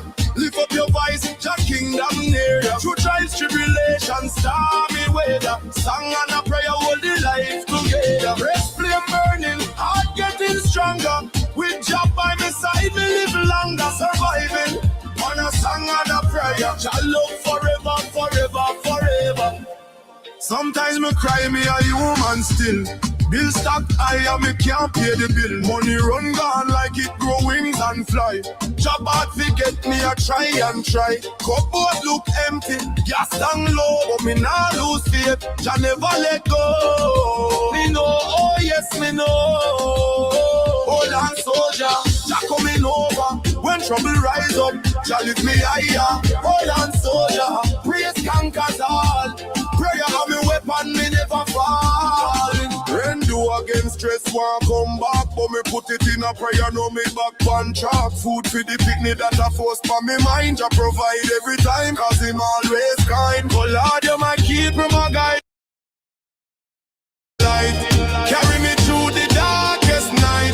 Credit score mash up, bank door lock, but you open ways where man can block.